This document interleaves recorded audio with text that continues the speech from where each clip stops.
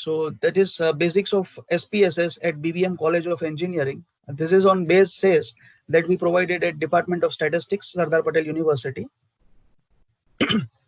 This is basics of Python. That is also in the same department, Department of Statistics, SP University. So there were more than 40 participants were there. And another program also was conducted at DDU Nadiad, that is on role of SPSS for research. Another some of the snaps, like we have also provided training on R at Mumbai University in their short-term training program. We have also provided training on R at AERC, Sardar Patel University. We have also provided training at Faculty Development Program, which is organized by Sardar Patel University and Gujarat University both. So these are some of the snaps of the activities that we used to do. And during this lockdown period and till now, so from April to till date, we have executed more than 15 online training programs and webinars and workshops. Now I would like to give a brief introduction about our team. So I am Hiren Kakkad, CEO and co-founder of this company. My main expertise in the data science and business transformation and research project analysis. The second is Mr. Mehul Gandhi, who will be the faculty of this program for this webinar.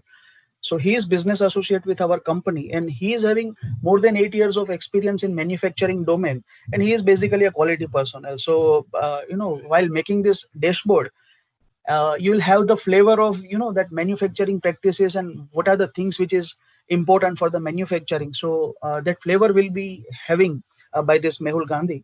And the second is Saurabh Chaudhary, and third is Kapil Vanand. So Kapil Vanand is operating from UK. So these are the our team.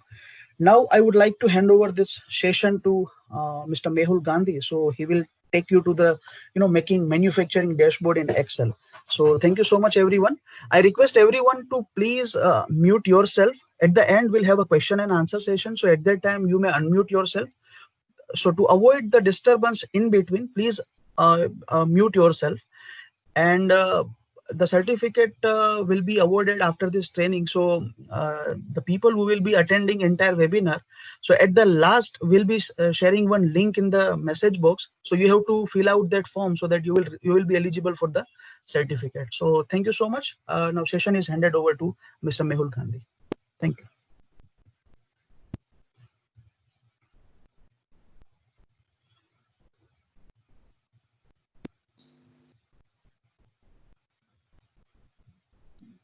Thank you, Hiren sir. Yeah. Am I audible and screen visible? Yes, you are audible and screen is visible. Yeah, you please carry on.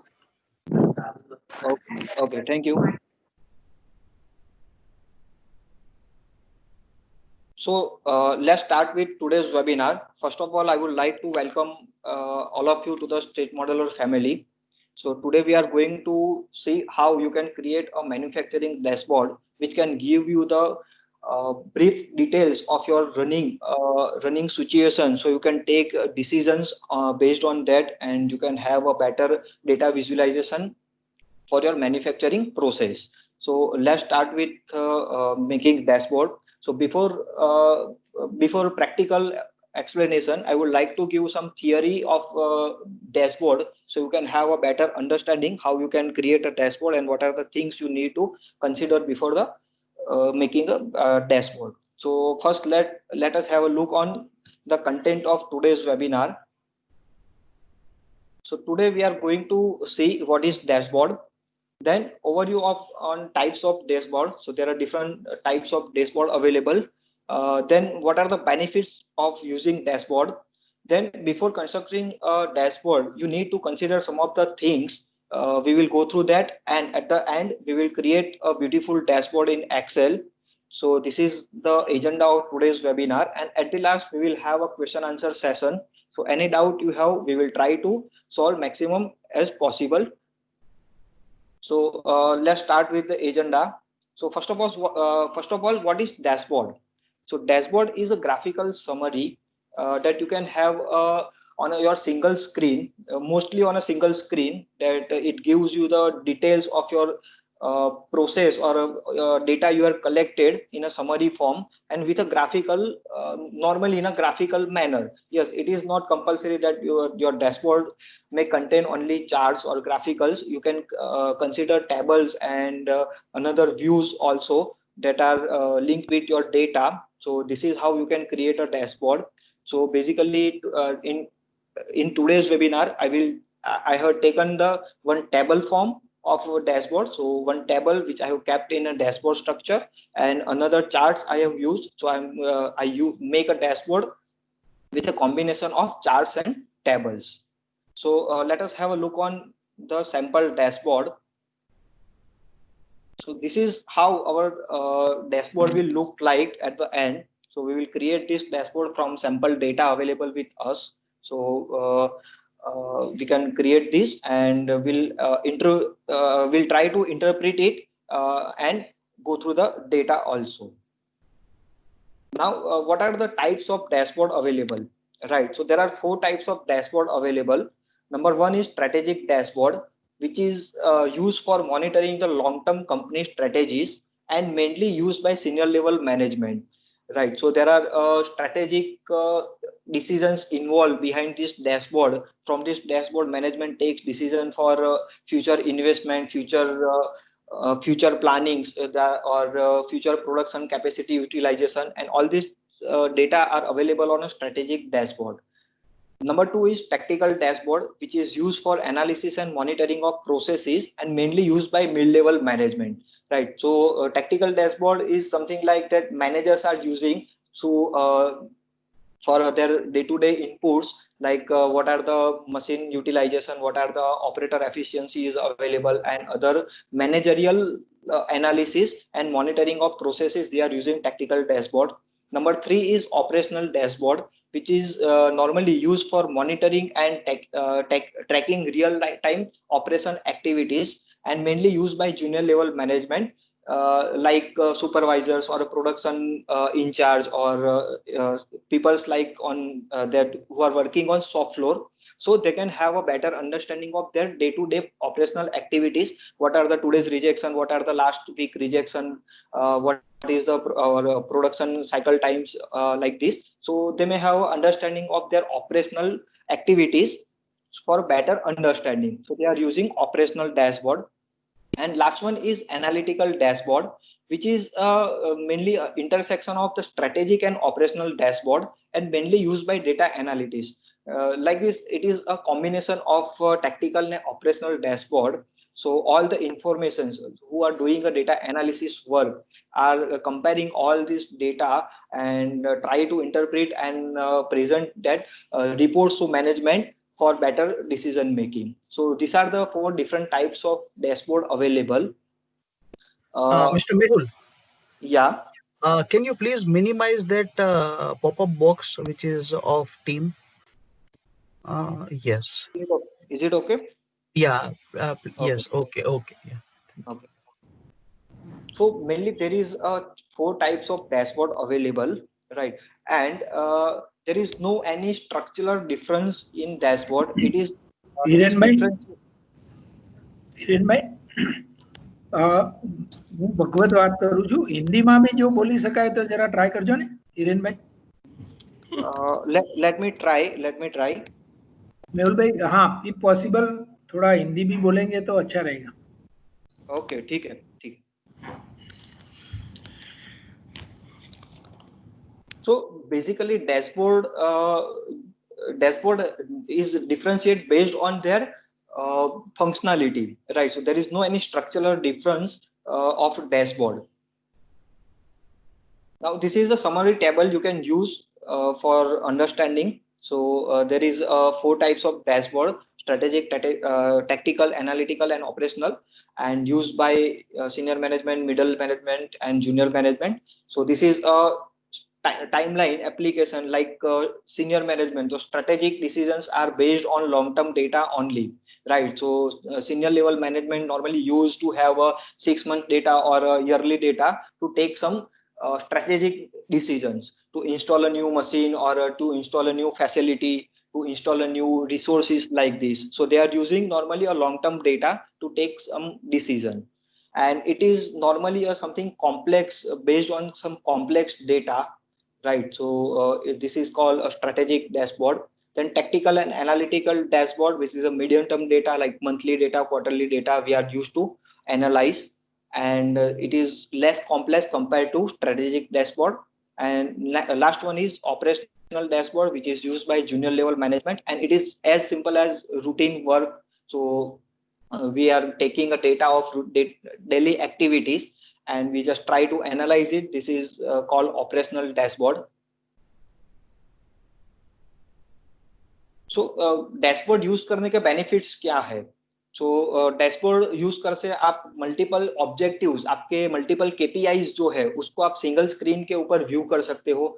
जैसे कि different department के data आपके पास available है, for example production के data है, maintenance के data available है, quality के डेटा आपके पास में अवेलेबल है। आपने डेटा को इस तरह से स्ट्रक्चर करके रखा है, इनपुट इस तरह से ले रहे हो ताकि आप वो डेटा को एक ही डैशबोर्ड के ऊपर रिप्रेजेंट कर सको, ताकि आपको हर एक प्रोसेस जो एक दूसरे से इंटर रिलेटेड है उसका आपको एक साथ में आइडिया आए, डिसीजन लेने में हेल्प करे।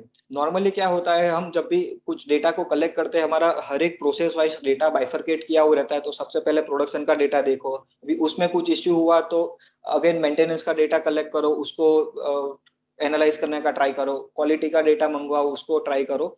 सो आप डैशबोर्ड के थ्रू क्या कर सकते हो, अलग अलग ऑब्जेक्टिव्स आपके जो है, अलग अलग डेटा जो रिक्वायर्ड है आपकी अलग अलग प्रोसेसेस से, उसको एक ही स्क्रीन के ऊपर आप लाके रख सकते हो ताकि आपको डिसीजन लेने में आपको आसानी रहे और आप अच्छे से डिसीजन ले सके। आपका जो डिसीजन है वो फास्ट हो जाएगा और प्रोडक्टिव भी हो जाएगा।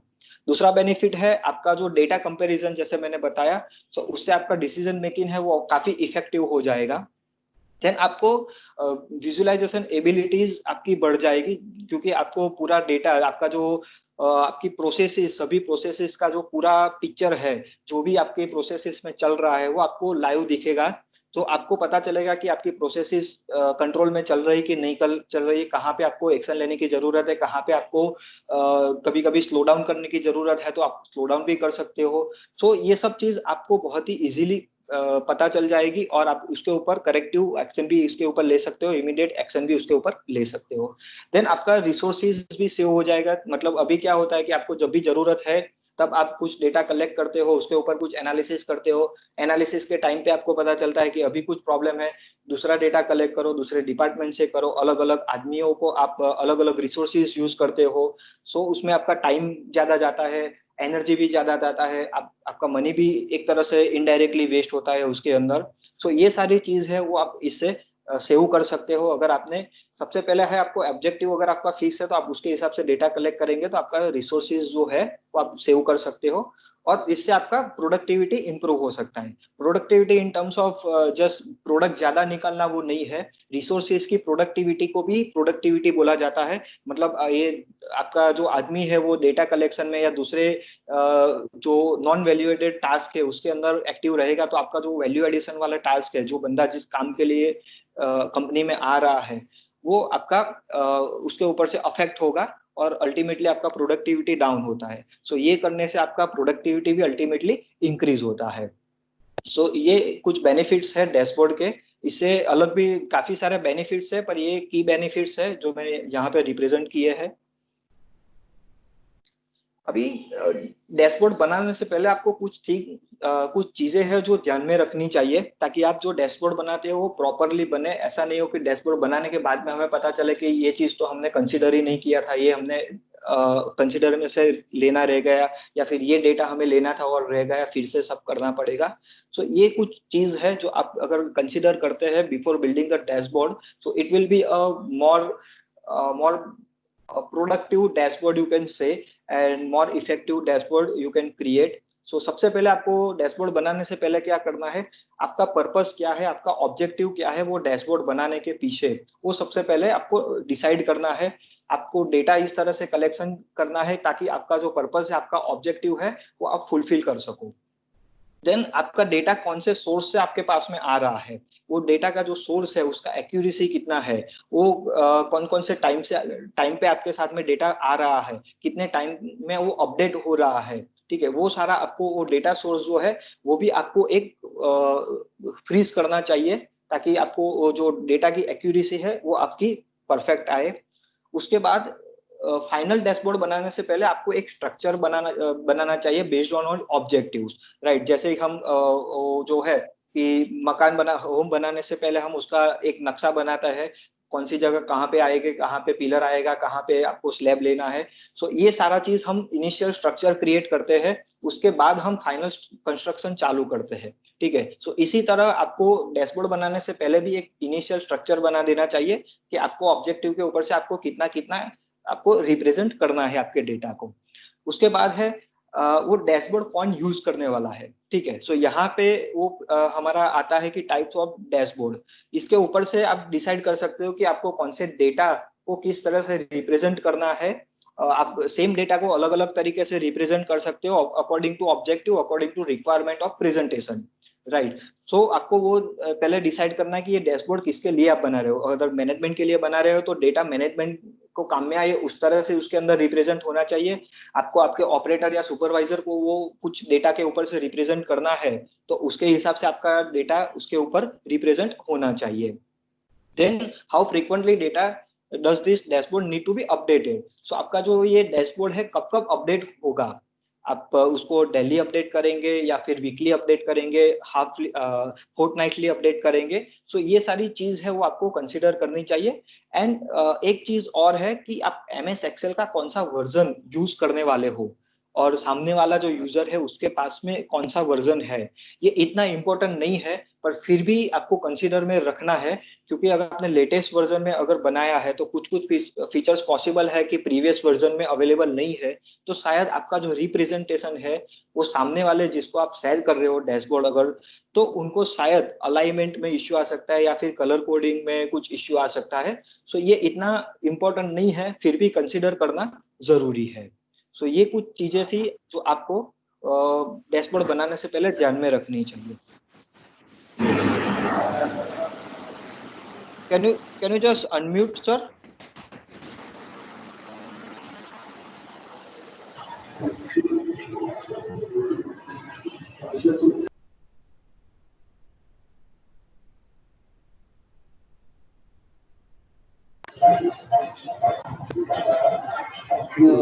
Can you please, Mr. please Mehul, explain? Yeah, you can mute them.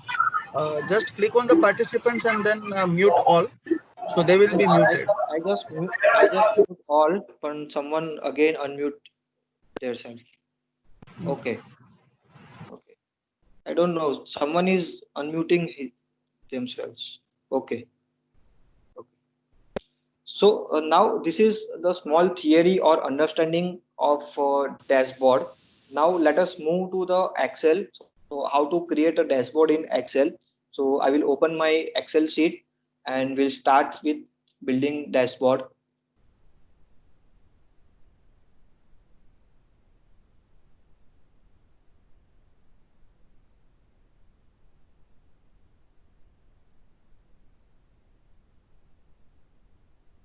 So screen is visible properly or should I zoom more? No, it is visible. Okay, okay. ठीक है। सो यहाँ पे हमारे पास एक डेटा अवेलेबल है प्रोडक्शन का, manufacturing data, ठीक है। ये एक हाइपोथेटिकल डेटा है हमारे पास जो हमने जस्ट एक्सप्लेनेशन के लिए हमने क्रिएट किया हुआ है, ठीक है। सो यहाँ पे हमारे पास एक क्वार्टर का डेटा अवेलेबल है, 3 months data are available with us. So this is a date wise transaction. So इस तरह से हमारे पास 3 महीने के डेटा अवेलेबल है। और जो हमारा ऑब्जेक्टिव है डैशबोर्ड बनाने के लिए, जैसे मैंने पहले एक्सप्लेन किया, यहाँ पे मैंने एक ऑब्जेक्टिव डिफाइन करके रखा है जिसके लिए हम ये डेटा के ऊपर से डैशबोर्ड क्रिएट करेंगे, ठीक है। सो ये एक सैंपल डेटा है जिसके अंदर हमारा कस्टमर डिटेल्स अवेलेबल है, हमारा प्रोडक्ट का डिटेल अवेलेबल है, हमारा मटेरियल, हम वो प्रोडक्ट के लिए क्या यूज कर रहे हैं वो मटेरियल का डिटेल हमारे पास अवेलेबल है। उसके बाद हमने कितना फ्यूल यूज किया है, फ्यूल मीन्स इलेक्ट्रिसिटी, हम वो प्रोडक्शन के पीछे, वो बैच के पीछे हमने कितना इलेक्ट्रिसिटी कंज्यूम किया है वो हमारे पास अवेलेबल है। हमने हमारा सेटअप टाइम क्या जा रहा है वो प्रोडक्शन के पीछे वो हमारे पास अवेलेबल है, कितने मैन पावर यूज किए, और उसके बाद कौन से मशीन हमने यूटिलाइज किया था वो प्रोडक्शन बैच के लिए, और उसके बाद वो प्रोडक्शन हमारा बैच हमारा कितने टाइम के लिए चला था, वो पूरा डिटेल हमारे पास अवेलेबल है। ठीक है, सो ये डेटा को इस तरह से मैंने क्रिएट करने का ट्राई किया है, जैसे कि आप जब भी नए प्रोडक्ट का कॉस्टिंग करते हैं तो कॉस्टिंग के अंदर आपका मटेरियल के साथ साथ में ओवरहेड सारे आ जाते हैं। दूसरी जो रिक्वायरमेंट्स आपकी जो यूज होती है, जैसे कि आपका रिसोर्सेज यूटिलाइजेशन होता है, तो जिसके ऊपर से आप कॉस्टिंग डिराइव करते हो, सो मैंने वो ट्राई किया है कि वो सारी चीज हम इसके अंदर इंक्लूड कर सके, ताकि मैंने इलेक्ट्रिसिटी कंजम्पशन लिया है, मटेरियल कितना यूज होगा, मैन पावर कितना यूज हो रहा है, आपका मशीन कितना यूज हो रहा है, वो पूरा डिटेल्स मैंने ये डेटा के अंदर लेने का ट्राई किया है। ठीक है, उसके साथ मैंने दूसरा भी एक डेटा लेके रखा है दूसरी सीट के अंदर, जो है हमारे एक रिजेक्शन का डेटा है।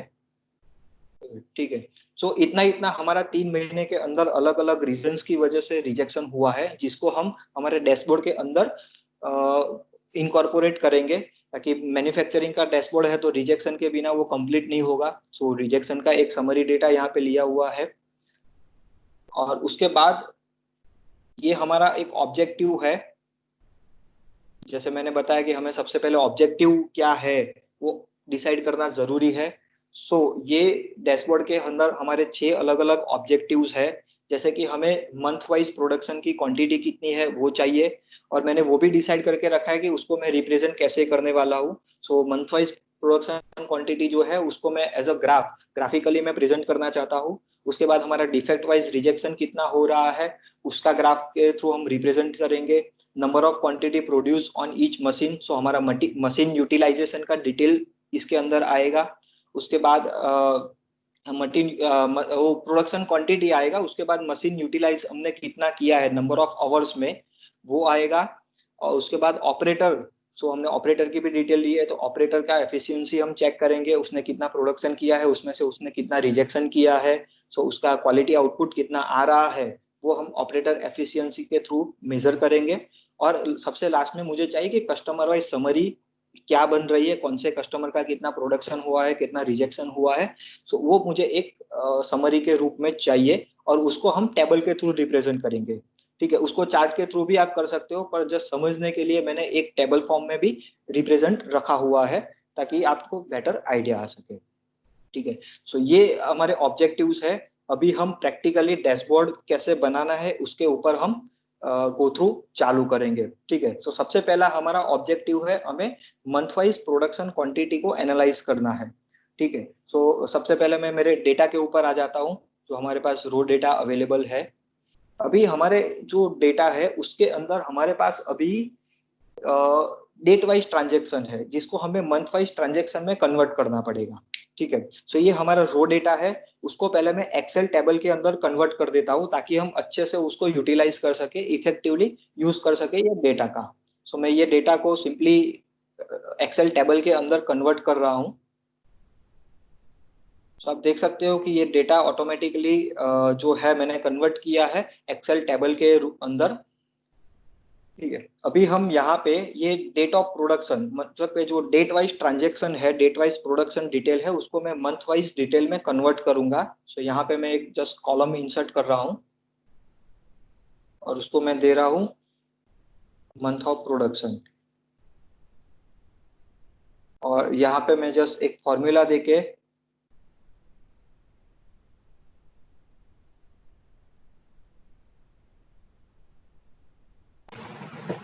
ये एक मैं formula Mr. Mehul, your screen is stuck. Is it?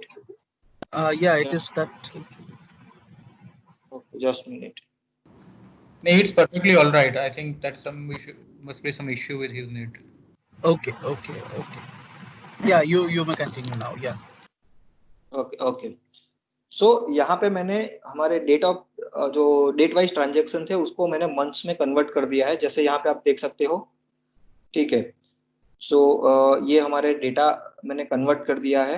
Actually some of the transaction from different months also, so यहाँ पे सब डेटा है हमारे पास, जैसे आप देख सकते हो हर एक डेट के सामने उसका पर्टिकुलर मंथ आ गया है। ठीक है, सो ये हमारा हो गया। अभी इसके ऊपर से हम आगे का काम कर सकते हैं। पर दूसरा भी हमारा जो एक ऑब्जेक्टिव है जिसके लिए हमें एक दूसरी चीज ऐड करनी है, ये मशीन यूटिलाइजेशन। ठीक है, जो हमें नंबर ऑफ आवर्स में चाहिए, कितने आवर्स मशीन हमारे यूटिलाइज हुआ है, सो उसका भी हम एक कैलकुलेशन कर देते हैं, उसके बाद हम आगे का प्रोसीजर करेंगे। सो हमारे पास यहाँ पे एक डेटा अवेलेबल है, जैसे कि total production time in minutes. So अभी हमारे पास मिनट्स में वो टाइम अवेलेबल है, जिसको हमें आवर में कन्वर्ट करना पड़ेगा, क्योंकि हमें आवर्स में मशीन कितना यूटिलाइज हुआ है वो चाहिए। ठीक है, तो मैं यहाँ पे इसको कॉपी करके रख देता हूँ और मिनट्स की जगह हम उसको आवर्स कर देते हैं। Okay, so I am just simply minute divided by 60। सो ये हमारा जो डेटा है वो डेटा आवर में कन्वर्ट हो गया है।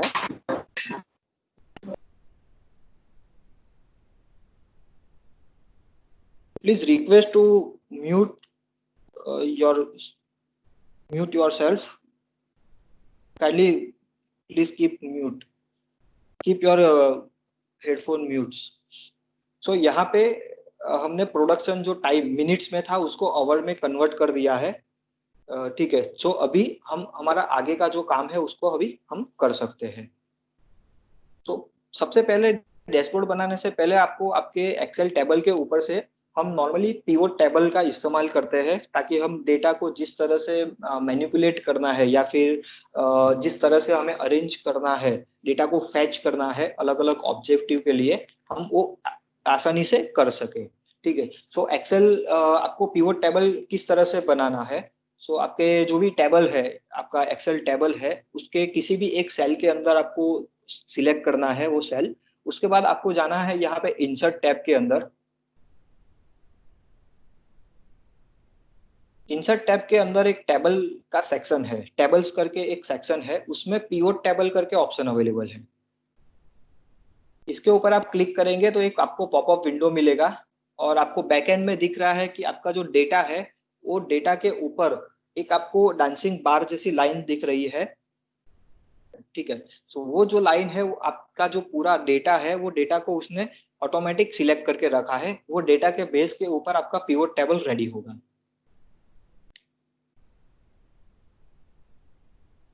सो उसके बाद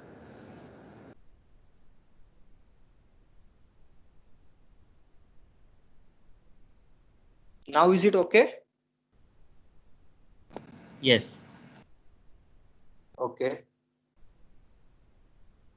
सो यहाँ पे जो एक पॉपअप टेबल आया हुआ है, पॉपअप विंडो आपको जो दिख रहा है, उसके अंदर उसने आपके जो डेटा की रेंज है उसको सिलेक्ट करके रखा है। आपने एक टेबल क्रिएट किया है, इसलिए उसने टेबल का नेम एज अ इनपुट लिया हुआ है। उसके बाद नीचे आपको कुछ आउटपुट क्राइटेरिया देने हैं, जिसमें आपको पूछा है कि आपको पिवोट टेबल कहाँ पे क्रिएट करना है।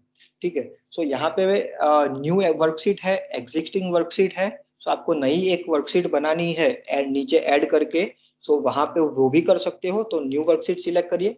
अगर आपके पास ऑलरेडी कोई सीट बना हुआ है जिसके अंदर आपको पिवोट टेबल बनाना है, तो एग्जिस्टिंग वर्कशीट आपको सिलेक्ट करना है। जैसे कि यहाँ पे मैंने पिवोट टेबल की एक वर्कशीट ऑलरेडी बना के रखी है, तो मैं एग्जिस्टिंग वर्कशीट के ऊपर क्लिक कर रहा हूँ और यहाँ लोकेशन के अंदर मैं हमारा जो पिवोट टेबल नाम का सीट है उसको मैं सिलेक्ट करके मैं यहाँ पे लोकेशन दे रहा हूँ कि मुझे पिवोट टेबल की सीट के अंदर बिफोर सेल के अंदर मेरा पिवोट टेबल रेडी करना है, और उसके बाद okay.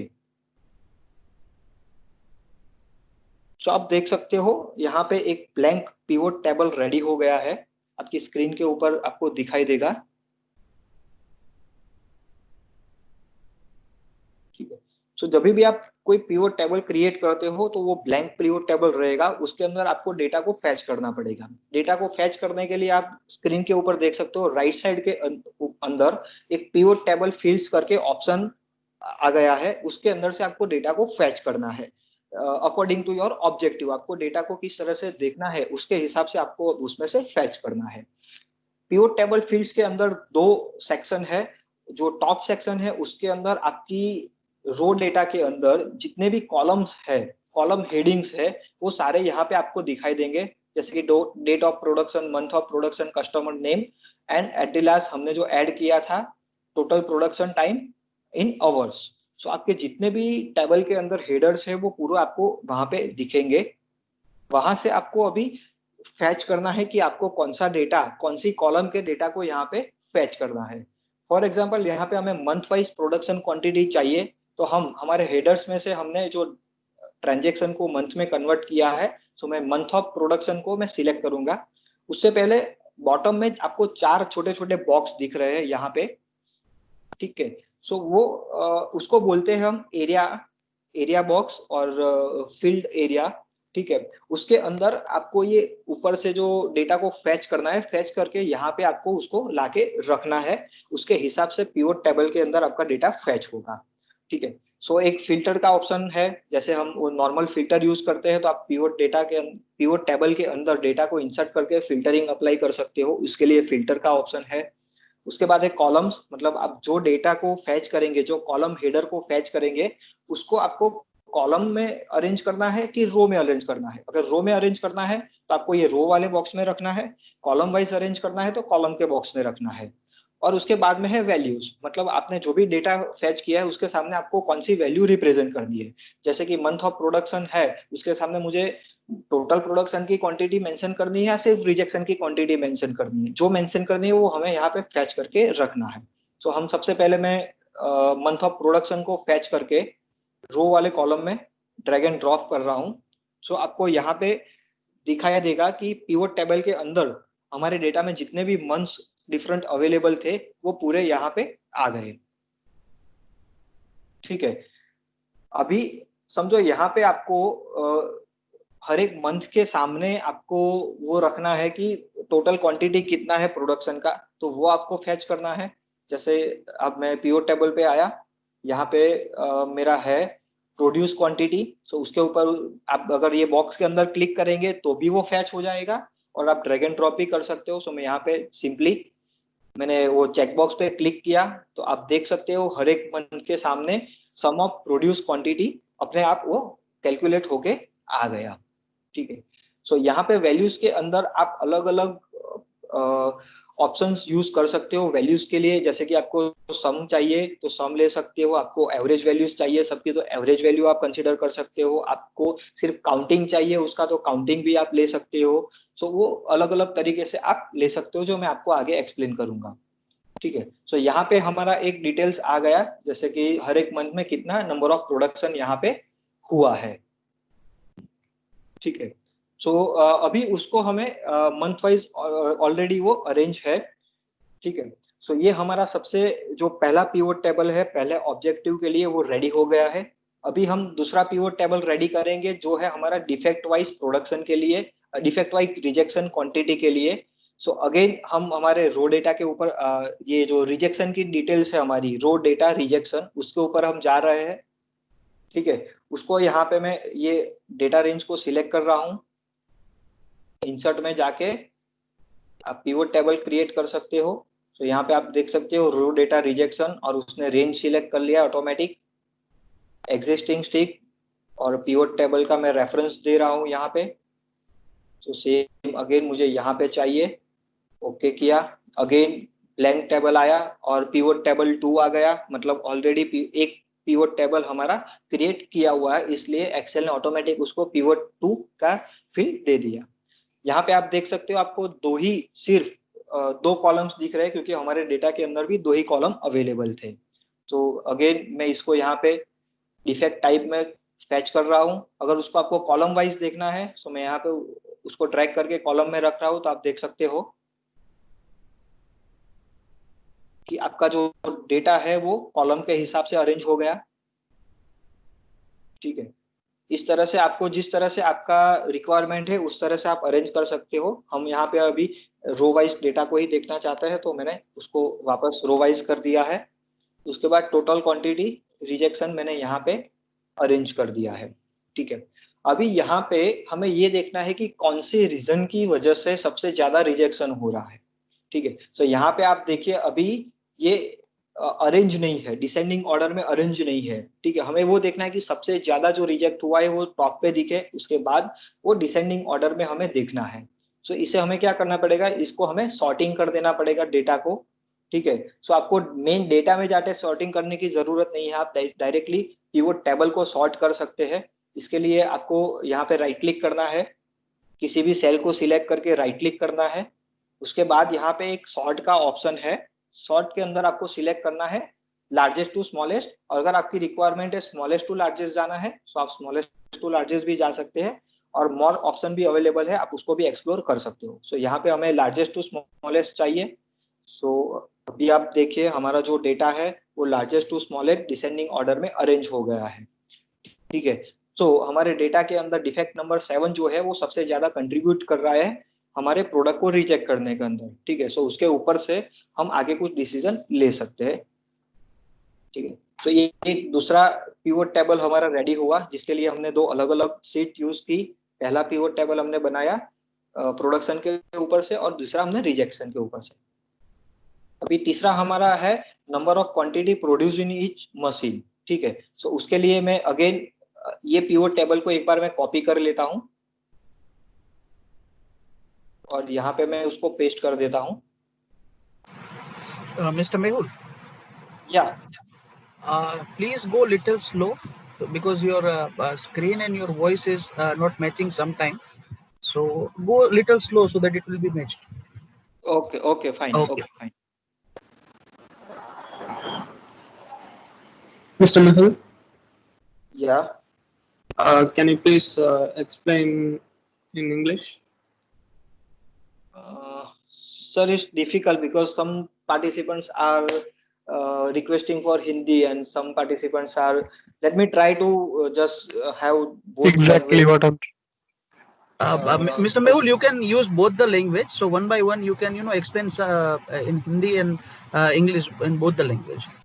Okay, okay, Yes, okay, yes. Yeah. That would be helpful for everyone. okay, no issue, no issue, no issue. Okay. सो अभी मैंने क्या किया है, जो पहला पिवट टेबल हमने बनाया था वो डेटा को, वो पिवट टेबल को मैंने कॉपी कर दिया है, ठीक है। और यहाँ पे मैं सिर्फ डेटा को चेंज करूंगा ताकि मुझे हर एक बार हमारे रो डेटा के ऊपर जाना नहीं पड़े और उसके ऊपर से पिवट टेबल बनाना नहीं पड़े, क्योंकि ये जो पिवट टेबल है वो ऑलरेडी हमारा जो रो डेटा है उसके साथ में लिंक्ड है, ठीक है। So this table is linked with our raw data, so I just copy this data.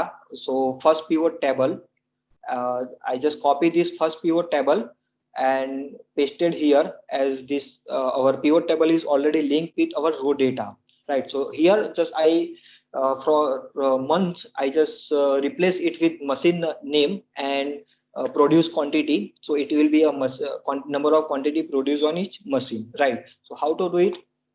From rows field I am just dragging out, so our data is drag out। तो यहाँ पे मैंने वो रोज के कॉलम में जो मंथ्स थे उसको मैंने रिमूव कर दिया है, और उसकी जगह हमें चाहिए machine wise production, right? So let me select machine name. So यहाँ पे मैंने मशीन नेम को सिलेक्ट कर दिया। Now let's just compare both the table. So यहाँ पे आप यू कैन जस्ट कंपेयर, दोनों का जो सम है वो प्रॉपर आ रहा है, मंथ वाइज कितना प्रोडक्शन हुआ है और मशीन वाइज कितना हुआ है। नेचुरली दोनों सेम ही आना चाहिए और सेम आ रहा है, ठीक है। So this both tables are providing the data very perfectly, right? So this is how you can just copy paste pivot table to save your time. Let me just again हम इसे sort कर सकते हैं। We can sort this data on which machine the highest production is done. So right click, go to the sort and largest to smallest। तो उसके लिए आपको किसी भी सेल के अंदर राइट क्लिक करना है, उसके अंदर आप सॉर्ट के ऑप्शन के अंदर जो ऑप्शन अवेलेबल है, आपको छोटे से बड़ी वैल्यू चाहिए या बड़े से छोटी वैल्यू चाहिए, उसके हिसाब से आप सिलेक्ट करके उसको उसके ऊपर क्लिक करेंगे तो इसके हिसाब से अरेंज हो जाएगा, ठीक है। नेक्स्ट हमारा मशीन यूटिलाइजेशन चाहिए हमें।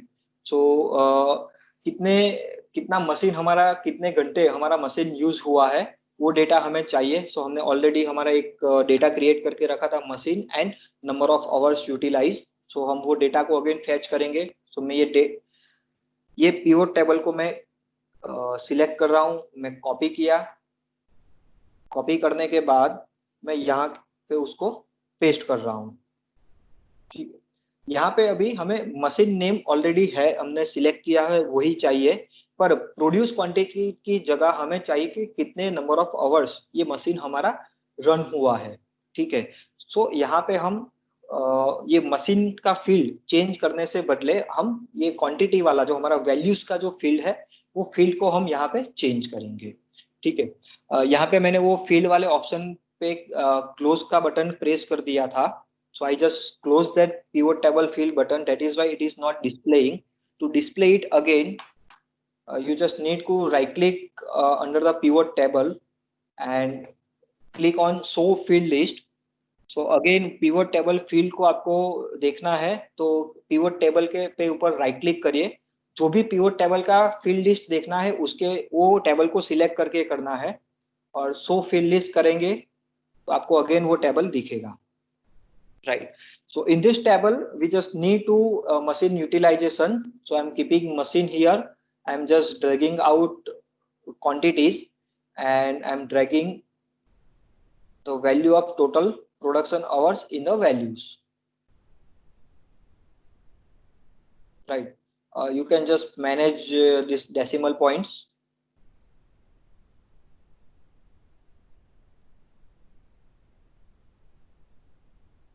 Okay. So here I just drag out the quantities of production and drag in the total production time in hours, so we can have a comparison of each machine how much it is run over a period of time. Right, so this is what we have got. Let me again arrange it in a descending order. Right.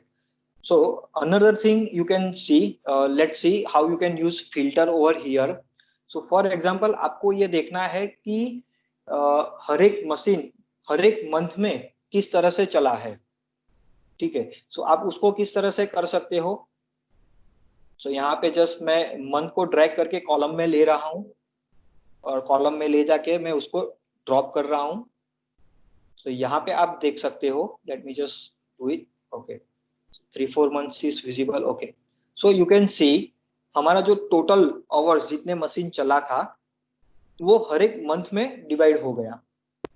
ठीक है, सो ये cross tabulation हो गया। आपको इस तरह से देखना है तो आप इस तरह से भी उसको रिप्रेजेंट कर सकते हो। मशीन 1 जनवरी में 18 आवर्स आपका चला है, मशीन 1 फरवरी में 5.75 आवर्स चला है, अप्रैल में बिल्कुल अप्रैल में जो है वो 58 आवर्स चला है। सो इसके हिसाब से आप मंथ वाइज देखना है तो आप देख सकते हो। अगर टोटलिटी पे देखना है तो अगेन वो कॉलम पे फील्ड में से आपको वो जो ऑप्शन है वो आपको ड्रैग आउट कर देना है, तो अगेन आपका जो वैल्यू है वो उसमें से टोटलिटी वैल्यू आपको मिलेगा। अगेन उसमें आपको ग्रैंड टोटल तो सेम मिल रहा है। ठीक है, सो हमने अकेले देखा था तो भी 1511 था, मंथ में सेग्रीगेट होके आया तो भी 1.1511 है। ठीक है, सो ये पिवोट टेबल के बेनिफिट से ये पावर है, क्योंकि आप अभी अगर फॉर्मूला से ये करने जाएंगे तो बहुत टाइम लगेगा आपको और आपको काफी सारा एडिटिंग करना पड़ेगा उसके अंदर। सो पिवोट टेबल बहुत ही सिंपल है और बहुत ही यूजफुल है, प्रोडक्टिव है। अगर समझो अभी यहाँ पे ये देखने के लिए सिर्फ करना था कि मंथ वाइज कैसे है, अभी सिर्फ मुझे डेटा फाइनल डेटा तो चाहिए कि उसके अंदर मुझे सिर्फ टोटल वैल्यूज देखनी है। सो मैं यहाँ कॉलम में जाके उसको ड्रैग आउट कर देता हूँ। सो मुझे टोटल आवर्स मिल गए सारे। ठीक है, सो अगर मैनेजर्स को रिप्रेजेंट करना है या फिर मैनेजमेंट को रिप्रेजेंट करना है तो उनको इतने डिटेल में जरूरत नहीं होती है, उनको एक समराइज पिक्चर चाहिए मैनेजमेंट को। सो मैनेजमेंट को दिखाने के लिए आप सिर्फ ये रख सकते हो, आपके ऑपरेटर हो या फिर प्रोडक्शन इंचार्ज हो उसके दिखाने के लिए आप इसको इलाबरेट करके दिखा सकते हो। ठीक है, so this is how you can just manipulate with pivot table and fetch and arrange your data very easily and effectively. Now for example, you want to apply this filter, right? So I just want to see on which machine and I want to filter machine wise production hours by customers. So I want to filter with customer, so I'm just dragging customer name to filter option. Right, so you can see the option of customer name, and right now it is all customer selected. So यहाँ पे if you want to just see the customer 1 and 2, so you can compare customer 1 and 2, right? So customer 1 और customer 2 का जो machine के ऊपर आपका production हो रहा है वो पूरा डिटेल आ गया। यहाँ पे आप देख सकते हो मशीन नंबर 1 यहाँ पे अवेलेबल नहीं है अभी, because there is no any product which is produced on machine number 1 for customer number 3, 4 and 5. That is why it is not showing here. If you just filter out, that will be available. So machine 1 is again here. So this is how you can apply filter option also. Let me just remove filter. Currently we do not require it. And our last objective is to measure operator efficiency, right? So यहाँ पे हमें we need to fetch operator details. So let me just copy this pivot table only. We will change data. So यहाँ पे हमें दोनों चीज change करनी है कि ऑपरेटर ने कितना प्रोडक्शन किया है और कितना रिजेक्शन किया है, वो डेटा हमें फैच करना है. We just need to measure the efficiency of this operator. So I will fetch operator details here and production details and rejection details separately here, right? So I'm just moving machine name here and fetching operator name. Yes, operator name is here, right? And I do not want this. I want total quantity in numbers and total quantity rejection. Okay, so we have fetched two things here.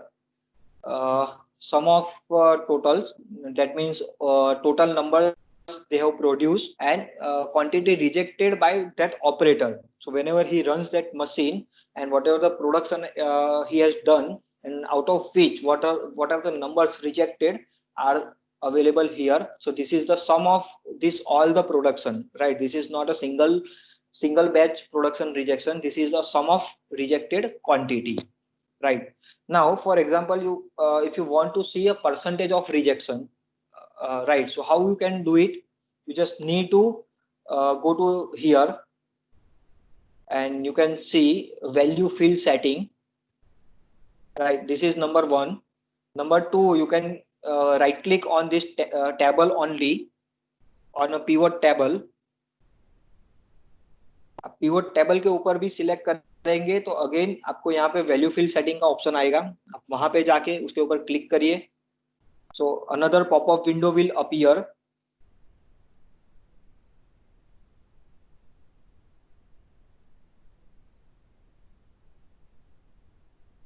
तो जो ये window आया उसमें आप अलग अलग options देख सकते हैं, जैसे कि सम आपको चाहिए, काउंट चाहिए, एवरेज वैल्यू चाहिए, मैक्सिमम वैल्यूज चाहिए. आपको जो चाहिए वो आप सिलेक्ट कर सकते हो, ठीक है. 100% आपको अगर उसमें चाहिए, परसेंटेज में चाहिए, तो आप यहाँ से परसेंटेज का ऑप्शन सिलेक्ट कर सकते हो. शो वैल्यू एज में अगर परसेंटेज चाहिए तो परसेंटेज के हिसाब से आप वैल्यू को देख सकते हो. अगेन मैं इसको फिल्टर कर देता हूँ सॉर्टिंग में जाके. सो हमें उसको लार्ज टू स्मॉलेस्ट का आइडिया आ जाए. सो ये हमारे कुछ ऑब्जेक्टिव्स थे. So these are some objectives we have, and we have created a pivot table for each objective, right?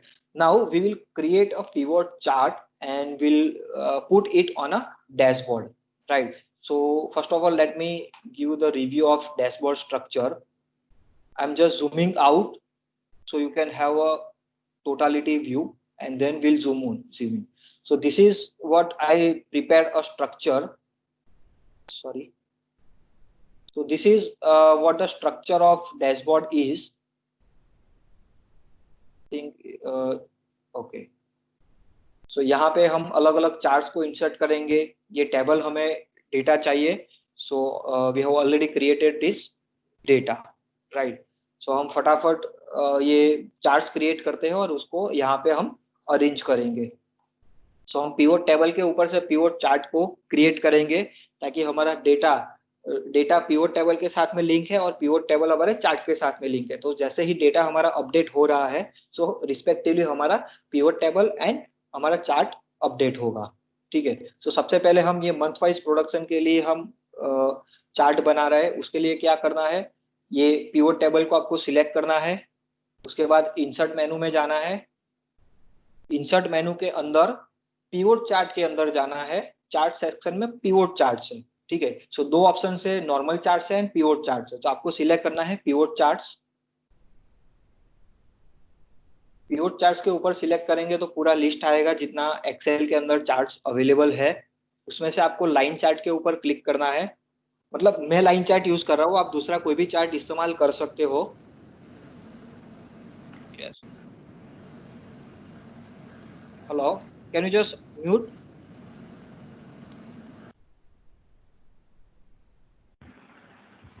Hello hello, sir, sorry to disturb sir, यहाँ पे मेरे को स्क्रीन अवेलेबल नहीं दिख रहा है sir. Right right, I can see now. It is visible to everyone. Please rejoin it because it is, I think, visible to everyone. Nobody is facing that problem. So you can just left the meeting and try to again, rejoin this using the same No, link. no, I got it. Thank you. Okay. Okay. So यहाँ पे आप आपके objective के हिसाब से आपको data को किस तरह से रिप्रेजेंट करना है। So you can select chart accordingly. Here I want to display my data in a line chart as I am measuring a periodic data. So I'm just selecting line chart and I'm selecting this and click on OK. Please request to keep mute. It is quite disturbing. Please request. Okay. So I just selected line chart and options available of line chart, and chart is created on the screen. Right. These options which you are seeing on chart, that is sum of produce quantity and month of production, is quietly not required for this, because we are going to apply a slicer over here. So I'm just hiding these buttons. To hide this, right click on it and hide all field buttons on chart. Right, so we can have a more space to display our chart. Right, so we just need to remove this all the elements available. We also do not require this legend, so I'm selecting and deleting it, and I'm just doing this formatting here. We do not require grid lines, so I'm removing grid lines, and I'm renaming this chart as a month-wise production quantity. Right, so let me just take it to the dashboard sheet so we can arrange it. So I'm just moving this chart. So यहाँ पे move chart का option available है, वहां से आप कर सकते हो। दूसरा है आप कंट्रोल X मतलब कट पेस्ट कर सकते हो। यहाँ पे मैंने यहाँ पे कट करके यहाँ पे मैं पेस्ट किया है। सो मुझे ये जगह पे चार्ट को अरेंज करना है। सो मैं इस तरह से उसको मैंने अरेंज कर दिया। ठीक है, सो हमारा ये जो चार्ट है वो अवेलेबल यहाँ पे डैशबोर्ड पे आ गया। अभी इसको मैं थोड़ा सा जल्दी से फॉर्मेटिंग कर देता हूँ, उसका मैं स्टाइल चेंज कर देता हूँ। So I am just doing this, और you can keep it like this also, moving green lines. Then I'm just right click, I'm formatting the chart area. So right click on it, format chart area. Under it I'm giving solid field. So you can see this is filled with blue color, and now I'm just making it white so it is quite visible. Sorry, we need to make line visible, right?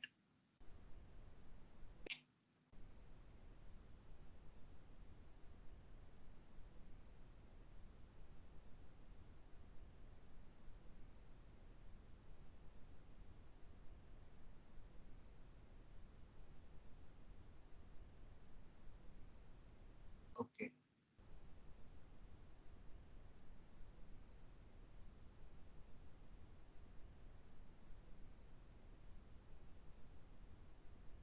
So I'm removing the border.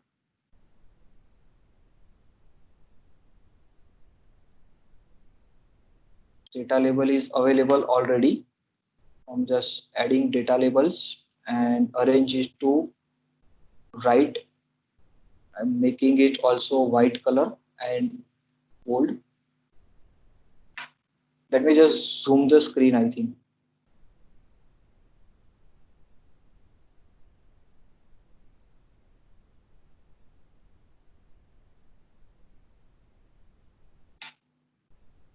Hope now it is visible to all of you. I'm also just coloring this white so it is quite visible. Okay.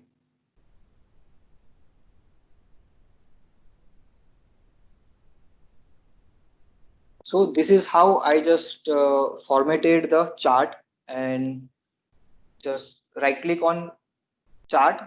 From format chart area, you can have different options available.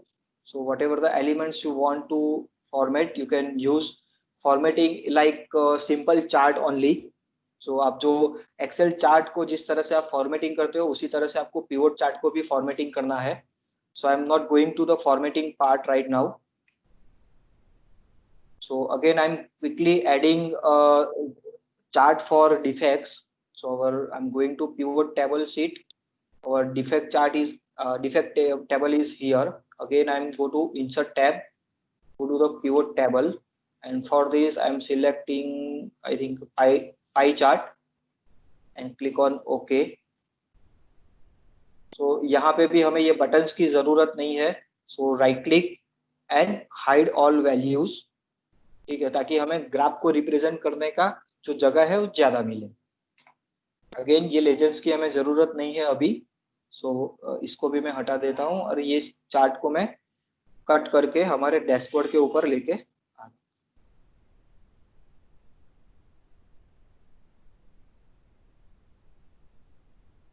अब इस तरह से उसको arrange कर सकते हो. मैं यहाँ पे इसको रीनेम कर देता हूँ. Again zoom.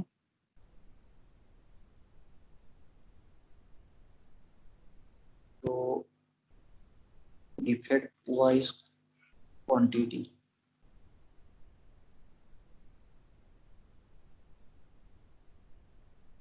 यहाँ पे लेबल्स को ऐड कर देता हूँ. सो यहाँ पे आप देख सकते हो पूरे का जो डेटा लेबल है वो यहाँ पे ऐड हो गया है. You can use data collates also like this. Okay, so it looks fine. Again, I'm adding third chart for number of quantity produced on each machine. So go to the pivot table sheet. Select our third pivot table which we have created for produce on each machine. Again, go to the insert pivot chart. Here I'm selecting bar chart because I'm going to make a bar chart for it. You can just select and click on OK.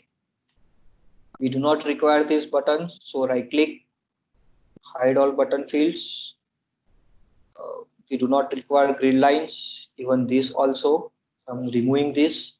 We also do not require because I'm going to add legends there. Okay, I'm just move this chart to dashboard.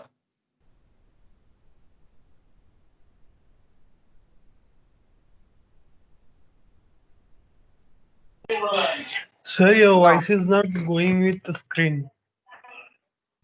Okay, okay. Let me speak slowly. So यहाँ पे मैंने ये जो machine wise quantity कितना produce किया है वो chart को मैंने क्रिएट किया. Then I move that chart to dashboard table and arrange it in a structure we have already created.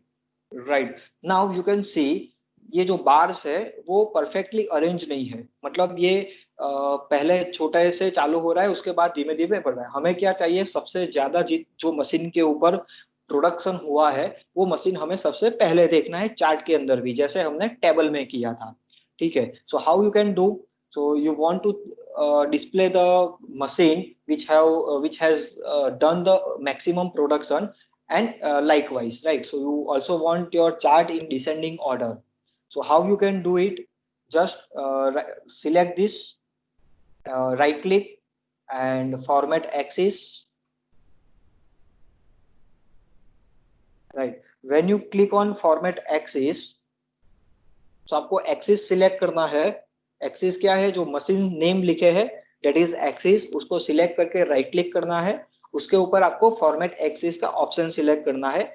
वहां पे एक्सिस ऑप्शन में आपको सबसे नीचे दिखेगा कैटेगरीज इन रिवर्स ऑर्डर, वहां पे आपको क्लिक करना है. तो अभी आप देख सकते हो वो जो मशीन्स है वो ऊपर से सबसे ज्यादा क्वांटिटी से डिसेंडिंग ऑर्डर में अरेंज हो गया है. ठीक है. So this is how you can just sort this chart also. अभी आप हमें ये गैप जो है, ये गैप हमें थोड़ा कम करना है. मतलब हमारा जो ये कॉलम है या जो ये हमारा बार है, वो बार का जो विड्थ है वो हमें थोड़ा इंक्रीज करना है, ताकि ये इसके बीच में जो गैप दिख रहा है वो गैप हमें कम दिखे. उसके लिए क्या करेंगे? बार को सिलेक्ट करना है. जैसे ही सिलेक्ट करेंगे, यहाँ पे आपको एक जो विंडो आ रहा है फॉर्मेट डेटा सीरीज का, उसमें यहाँ पे गैप विड्थ का ऑप्शन है. सो उसमें हमें गैप जो है वो कम करना है थोड़ा. ठीक है. आपकी रिक्वायरमेंट के हिसाब से आप कम कर सकते हो. सो मैंने जैसे ही वो गैप को कम किया, ये जो हमारा जो 2 बार के बीच में गैप था वो कम हो गया. यहाँ पे मैं डेटा लेबल्स को ऐड कर देता हूँ अगेन, और इसको हमें चाहिए सेंटर में. तो ये सेंटर हो गया. ठीक है. ये प्रॉपरली दिखने रहे, मैं इसको व्हाइट कलर कर देता हूँ. सिलेक्ट करके व्हाइट कलर में कर दिया और थोड़ा बोल्ड करके जूम कर दिया. सो अभी आप इसको अच्छे से रिप्रेजेंट कर सकते हो. इसको हम रीनेम कर देते हैं चार्ट के टाइटल को. ठीक है. उसको हम चार्ट के टाइटल को नाम देंगे number of quantity produce on machine. ठीक है. और इसको हम यहाँ पे अरेंज कर देते हैं. अगेन हमारा नेक्स्ट चार्ट कौन सा है? हमें मशीन यूटिलाइजेशन देखना है. सो अगेन मैं पिवट टेबल के अंदर जा रहा हूँ. वहां पे हमारा ये रहा मशीन यूटिलाइजेशन, यहाँ पे अवेलेबल है. इंसर्ट टैब में जाके अगेन पिवट टेबल के अंदर मैं कॉलम चार्ट सिलेक्ट कर देता हूँ. आप ये 3D वाले भी यूज कर सकते हो. सो ये मैं जस्ट सिंपली सिलेक्ट कर रहा हूँ और ओके. और ये बटन्स की हमें जरूरत नहीं है. हाइड इसका भी जरूरत नहीं है. Just I am deleting it. हम ग्रिल लाइन को भी निकाल रहे हैं. ठीक है. So it looks good. अभी हम let just move this chart to dashboard table. So I am control X and control V. Let me just arrange this. Okay. You can also arrange this in same manner like right select bar or columns. Go to the format data series. Sorry. Okay. Right. यहाँ पे आप जाके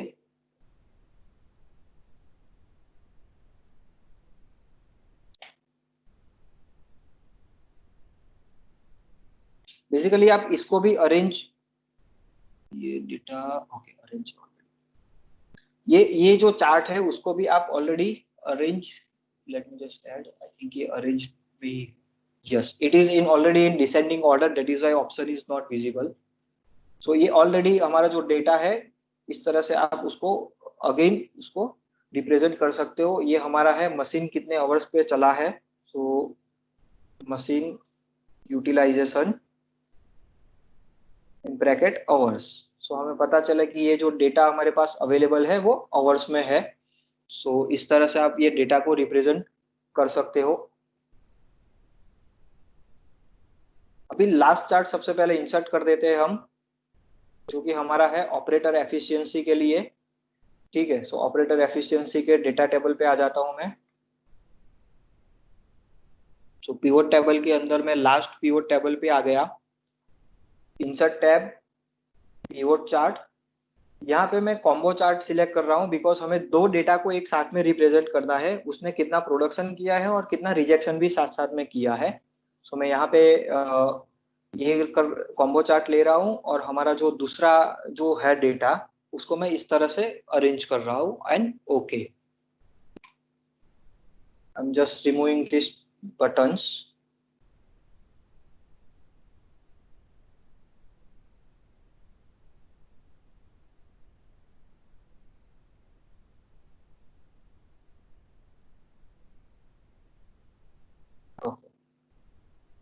Remove the grid lines and I'm just pasting it in a dashboard.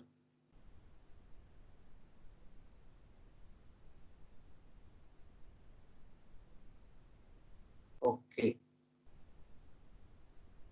I need to add axis title, sorry, chart title. So this is operator efficiency.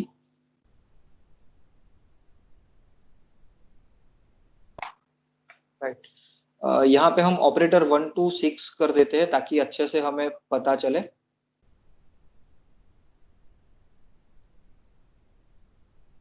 तो आप इस तरह से भी कर सकते हो और late me just do it here. Okay,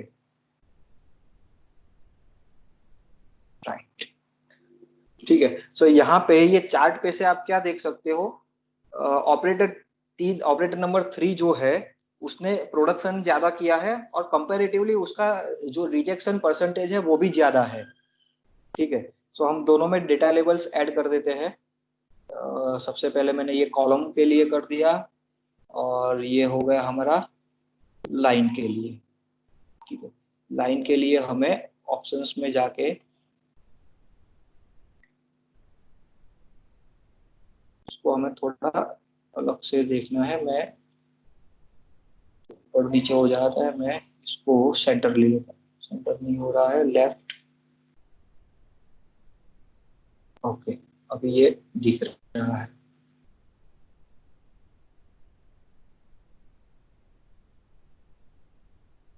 ठीक है, सो कलर कोडिंग वगैरह आप फॉर्मेटिंग आपके हिसाब से अरेंज कर सकते हो। तो ये हमारा जो पिवोट टेबल था उसके ऊपर से ये हमारे चार्ट्स रेडी हो गए। सो हमने पूरे चार्ट्स, मैं जस्ट जूम आउट कर रहा हूँ ताकि ये पूरे चार्ट्स आपको दिखे। सो ये चार्ट्स हमारे रेडी हो गए। अभी हमें इंसर्ट करना है स्लाइसर्स। ठीक है, सो स्लाइसर्स क्या है? स्लाइसर्स जो है वो हमारा एक आप बोल सकते हो फिल्टर है। जैसे हम नॉर्मल डेटा के ऊपर फिल्टर लगाते हैं, तो चार्ट के ऊपर फिल्टर लगाने के लिए जो ऑप्शन अवेलेबल है उसको बोलते हैं स्लाइसर्स। सो स्लाइसर्स लगाने से पहले हमें हर एक चार्ट को एक दूसरे के साथ में लिंक करना पड़ेगा। ठीक है, उसके बाद हम स्लाइसर्स को इंसर्ट करेंगे। तो यहाँ पे चार्ट पे क्लिक करना है, राइट क्लिक करके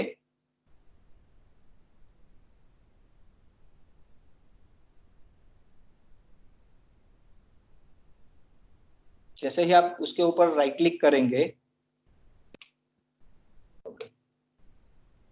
हमें इंसर्ट को जो स्लाइसर से उसको एक दूसरे पिवट टेबल से लिंक करना है। तो हम पहले जस्ट स्लाइसर्स को इंसर्ट कर देते हैं, चार्ट को लिंक नहीं करना है, that was by mistake just. हम सबसे पहले स्लाइसर्स को इंसर्ट करेंगे तो उसके लिए आपको चार्ट को सिलेक्ट करना है, जिस चार्ट के लिए आपको फिल्टर ऑप्शन मतलब कि स्लाइसर को ऐड करना है। सो हमें मंथ को फिल्टर करने की जरूरत है बाद में अगर हमें देखना है। तो मैं मंथ वाले चार्ट को सिलेक्ट कर रहा हूँ, लेट मी जस्ट जूम। ठीक है, यहाँ पे मैंने ये जो मंथ वाला चार्ट है उसको सिलेक्ट किया है। उसके बाद इंसर्ट टैब के अंदर यहाँ पे फिल्टर्स का जो सेक्शन है उसमें स्लाइसर्स का बटन अवेलेबल है।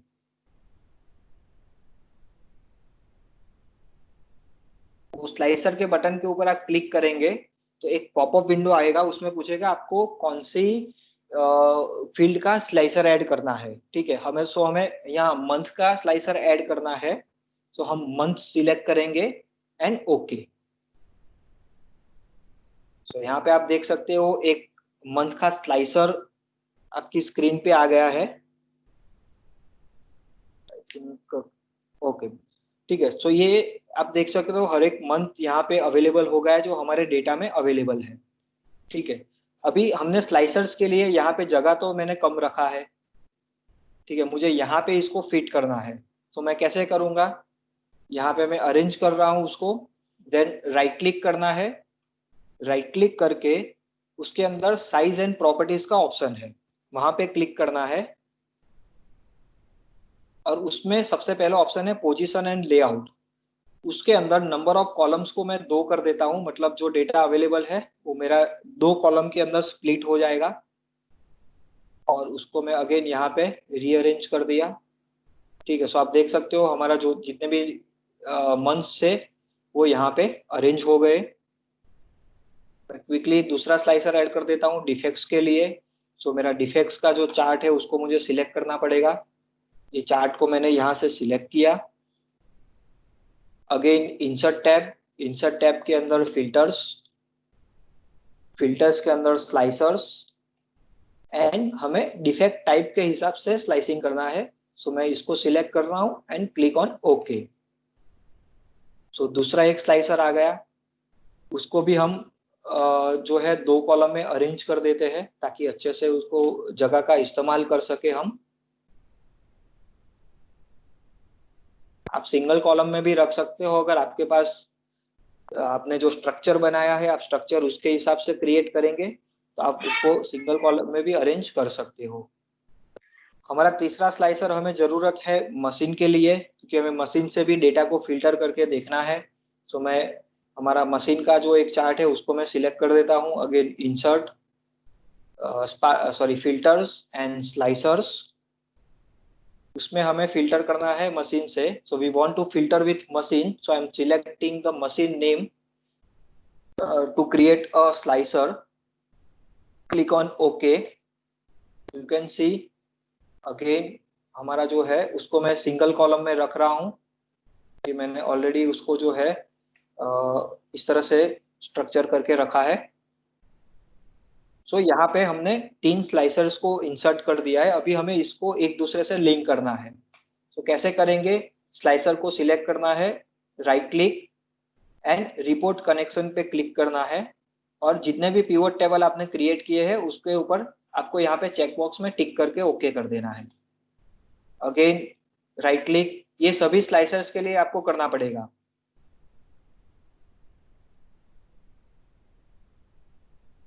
जितने भी स्लाइसर्स आपने डेटा के अंदर इंसर्ट किया है वो सभी स्लाइसर्स के लिए आपको रिपोर्ट कनेक्शन करना पड़ेगा, तभी आपका जो डेटा है वो एक दूसरे के साथ में एज अ चार्ट लिंक होगा। ठीक है, अभी ओके सभी चार्ट दिख रहे हैं। मैं जैसे ही सिर्फ एक महीने पे यहाँ पे जनवरी पे क्लिक करूंगा तो सभी चार्ट जो है उसके हिसाब से अपडेट होंगे, सिवाय के defect chart, because defect chart जो है वो हमारा अलग डेटा है, अलग सीट के अंदर अवेलेबल था जो हमने हमारे ये मेन सीट के साथ में लिंक नहीं किया है। सो वो अभी चेंज नहीं होगा। मैं जस्ट क्लिकिंग ऑन जनवरी। जैसे ही जनवरी पे क्लिक किया आप देख सकते हो जितने भी फिगर्स है आपको स्क्रीन के ऊपर दिख रहे हैं। तो let me just write okay. So जितने भी चार्ट्स आपको दिख रहे हैं month wise, number of quantity produce और मशीन यूटिलाइजेशन और this operator efficiency, right. So वो सभी जो है वो जनवरी मंथ के हिसाब से फिल्टर हो गए हैं अभी। सो यहाँ पे आप शायद देख सकते हो जो ऑपरेटर एफिशिएंसी का चार्ट है उसमें 5 नंबर का ऑपरेटर अवेलेबल नहीं है, क्योंकि उसने जनवरी महीने में किसी कोई भी प्रोडक्शन उसके हाथ से नहीं हुआ है, उसने कोई भी मशीन रन नहीं किया है, इसीलिए उसका नाम यहाँ से चार्ट में से टेम्पररी हाइड हो गया है, फिल्टर हो गया है। ठीक है, अगेन मैं किसी और मंथ पे क्लिक करूंगा तो इसके हिसाब से होगा। अभी फॉर एग्जांपल आपको 2 महीने को कंपेयर करना है, फॉर एग्जांपल जनवरी, जून एंड सितंबर महीने को आपको कंपैरिजन में लेना है। तो यहाँ पे एक बटन है, 3 राइट क्लिक का ऑप्शन है, जो ऑप्शन है मल्टीपल सिलेक्शन के लिए, तो उसके ऊपर आपको क्लिक करना है ताकि आप मल्टीपल ऑप्शंस को सिलेक्ट कर सकते हो। तो मैंने यहाँ पे क्लिक किया। अभी जनवरी, जून एंड सितंबर में रैंडमली सिलेक्ट कर रहा हूँ। सो आप देख सकते हो जैसे मैंने 3 सिलेक्ट किया तो डेटा जो चार्ट है वो अपडेट हो रहे थे। तो यहाँ पे आप देख सकते हो आपका जनवरी में प्रोडक्शन बहुत ही कम था, जून महीने में बहुत ही ज्यादा था, देन सितंबर में वापस काफी कम प्रोडक्शन हुआ है। ठीक है, सो इसके हिसाब से आप कुछ डिसीजन ले सकते हो कि ये महीने में प्रोडक्शन यहाँ पे ये मशीन पे मतलब ये मशीन पे लोड ज्यादा है, तो आप कुछ प्रोडक्ट पॉसिबल है तो दूसरे मशीन पे शिफ्ट कर सकते हो, या फिर जरूरत है तो नए रिसोर्स को आप यूज कर सकते हो, या फिर 2 शिफ्ट का प्लानिंग कर सकते हो। अगर ये आप ऑपरेटर एफिशिएंसी के डेटा के ऊपर से देखें तो आप वो भी कर सकते हो। यहाँ पे वो भी आपका आ गया, मशीन कितना यूटिलाइज हुआ है ये 3 महीने में। तो इस तरह से आप ये स्लाइसर्स का इस्तेमाल कर सकते हो। अभी आपको ये देखना है कि जनवरी, जून एंड सितंबर महीने में मशीन 1 पे कितना प्रोडक्शन हुआ है, सिर्फ मशीन 1 को फिल्टर करके देखना है। सो स्लाइसर्स पे जाके मशीन 1 को सिलेक्ट करना है। ठीक है, सो यहाँ पे आप देखिए एक ही दिखाई दे रहा है मशीन 1। सो 3 महीने में मिला के ये मशीन पे 1635 क्वांटिटी का प्रोडक्शन हुआ है। 182 आवर्स ये मशीन आपका रन हुआ है, और मशीन 1 के ऊपर जितने भी जितने भी ऑपरेटर ने काम किया है वो पर्टिकुलर महीने में, उसका डिटेल यहाँ पे आपको आ गया। ठीक है, सो ऑपरेटर 4 जो है उसने ये 3 महीने में जितना भी प्रोडक्शन किया है उसमें सबसे ज्यादा रिजेक्शन उसका है। वो आप उसके परसेंटेज से हिसाब से या उसके हिसाब से आप उसको कंपेयर कर सकते हो। सो ये स्लाइसर्स है जो कि आपको बहुत ही काम में आएंगे डेटा फिल्टरिंग के लिए। ठीक है, मैंने अभी सारे फिल्टर्स को रिमूव कर दिया है। अभी हमारा लास्ट ऑब्जेक्टिव बाकी है, जो है हमें कस्टमर वाइज हर एक डिटेल्स चाहिए इन अ टेबुलर फॉर्मेट, राइट। सो ये डिटेल से हमें कस्टमर 1 के लिए कितना ओके पार्ट्स है, कितने रिजेक्ट पार्ट्स है, कितने टोटल है, ये सारी डिटेल्स हमें चाहिए। तो वो हम कैसे इंसर्ट करेंगे? सो हम यहाँ पे सिंपली फॉर्मूला डाल देंगे, ताकि जब भी आपका डेटा अमेंड होता है या फिर अपडेट होता है तो अकॉर्डिंगली आपका ये टेबल भी अपडेट हो जाएगा। सो यहाँ पे मैं सिंपली फॉर्मूला डाल रहा हूँ, सम इफ हमें ओके क्वांटिटी का सम करना है फॉर कस्टमर नंबर 1। ठीक है, so I am just select go to the hour data.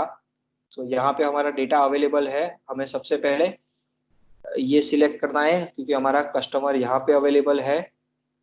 दूसरा आर्ग्यूमेंट है हमारा जो क्राइटेरिया है, तो हमें कस्टमर 1 के लिए चाहिए। सो मैं कस्टमर 1 का रेफरेंस यहाँ पे दे रहा हूँ, और हमें ओके क्वांटिटी जो है उसका सम करना है। सो हमारे टेबल में ओके क्वांटिटी जहाँ पे भी है वो रेंज पूरा सिलेक्ट करके ब्रैकेट क्लोज कर रहा हूँ एंड एंटर। सो यहाँ पे आ गया कि कस्टमर 1 के लिए हमने जो प्रोडक्शन किया है उसके अंदर इतनी क्वांटिटी हमारी ओके है। या Hello. Can you just there is Hello. So many disturb. Hello, Mehul, can you just repeat it, please? Okay okay, ठीक है। So here what we required a quantity of okay parts which we have produced for customer number 1, right? So for this I have applied a sum if formula is equal to sum if, right? So first argument it is asking for the range, so we need to give the range of which we want to make a sum, right? So I'm going to our raw data and we want to sum for a customer, so I'm just giving the reference of customer column, then comma. Second argument is criteria, right? So you just need to give the criteria. I'm again coming in a dashboard sheet, and I'm giving the reference of my customer name, so customer 1, which is available in C37 cell, again comma, and I'm entering the sum range. So we need sum of okay quantities. So again I am moving to raw data of a production sheet, and our okay quantity is available here. So I'm just giving the reference of this raw data and enter, right? So it is fetching the value okay quantity of customer number 1. right? And I am just dragging it down so we can have details of all the customers. So all the customer okay parts are 13071, right? Again, we want to fetch a quantity of rejection for each customer. So I will repeat same procedure, is equal to sum if. Again हमें customer के हिसाब से चाहिए, तो I am moving to customer range comma, यहाँ पे हमें चाहिए, again I am giving reference to this comma, and अभी हमें चाहिए रिजेक्ट क्वांटिटी, राइट? सो यहाँ पे मैं ओके क्वांटिटी की जगह ये रिजेक्ट क्वांटिटी का जो कॉलम है उसका रेफरेंस दे रहा हूँ, ठीक है?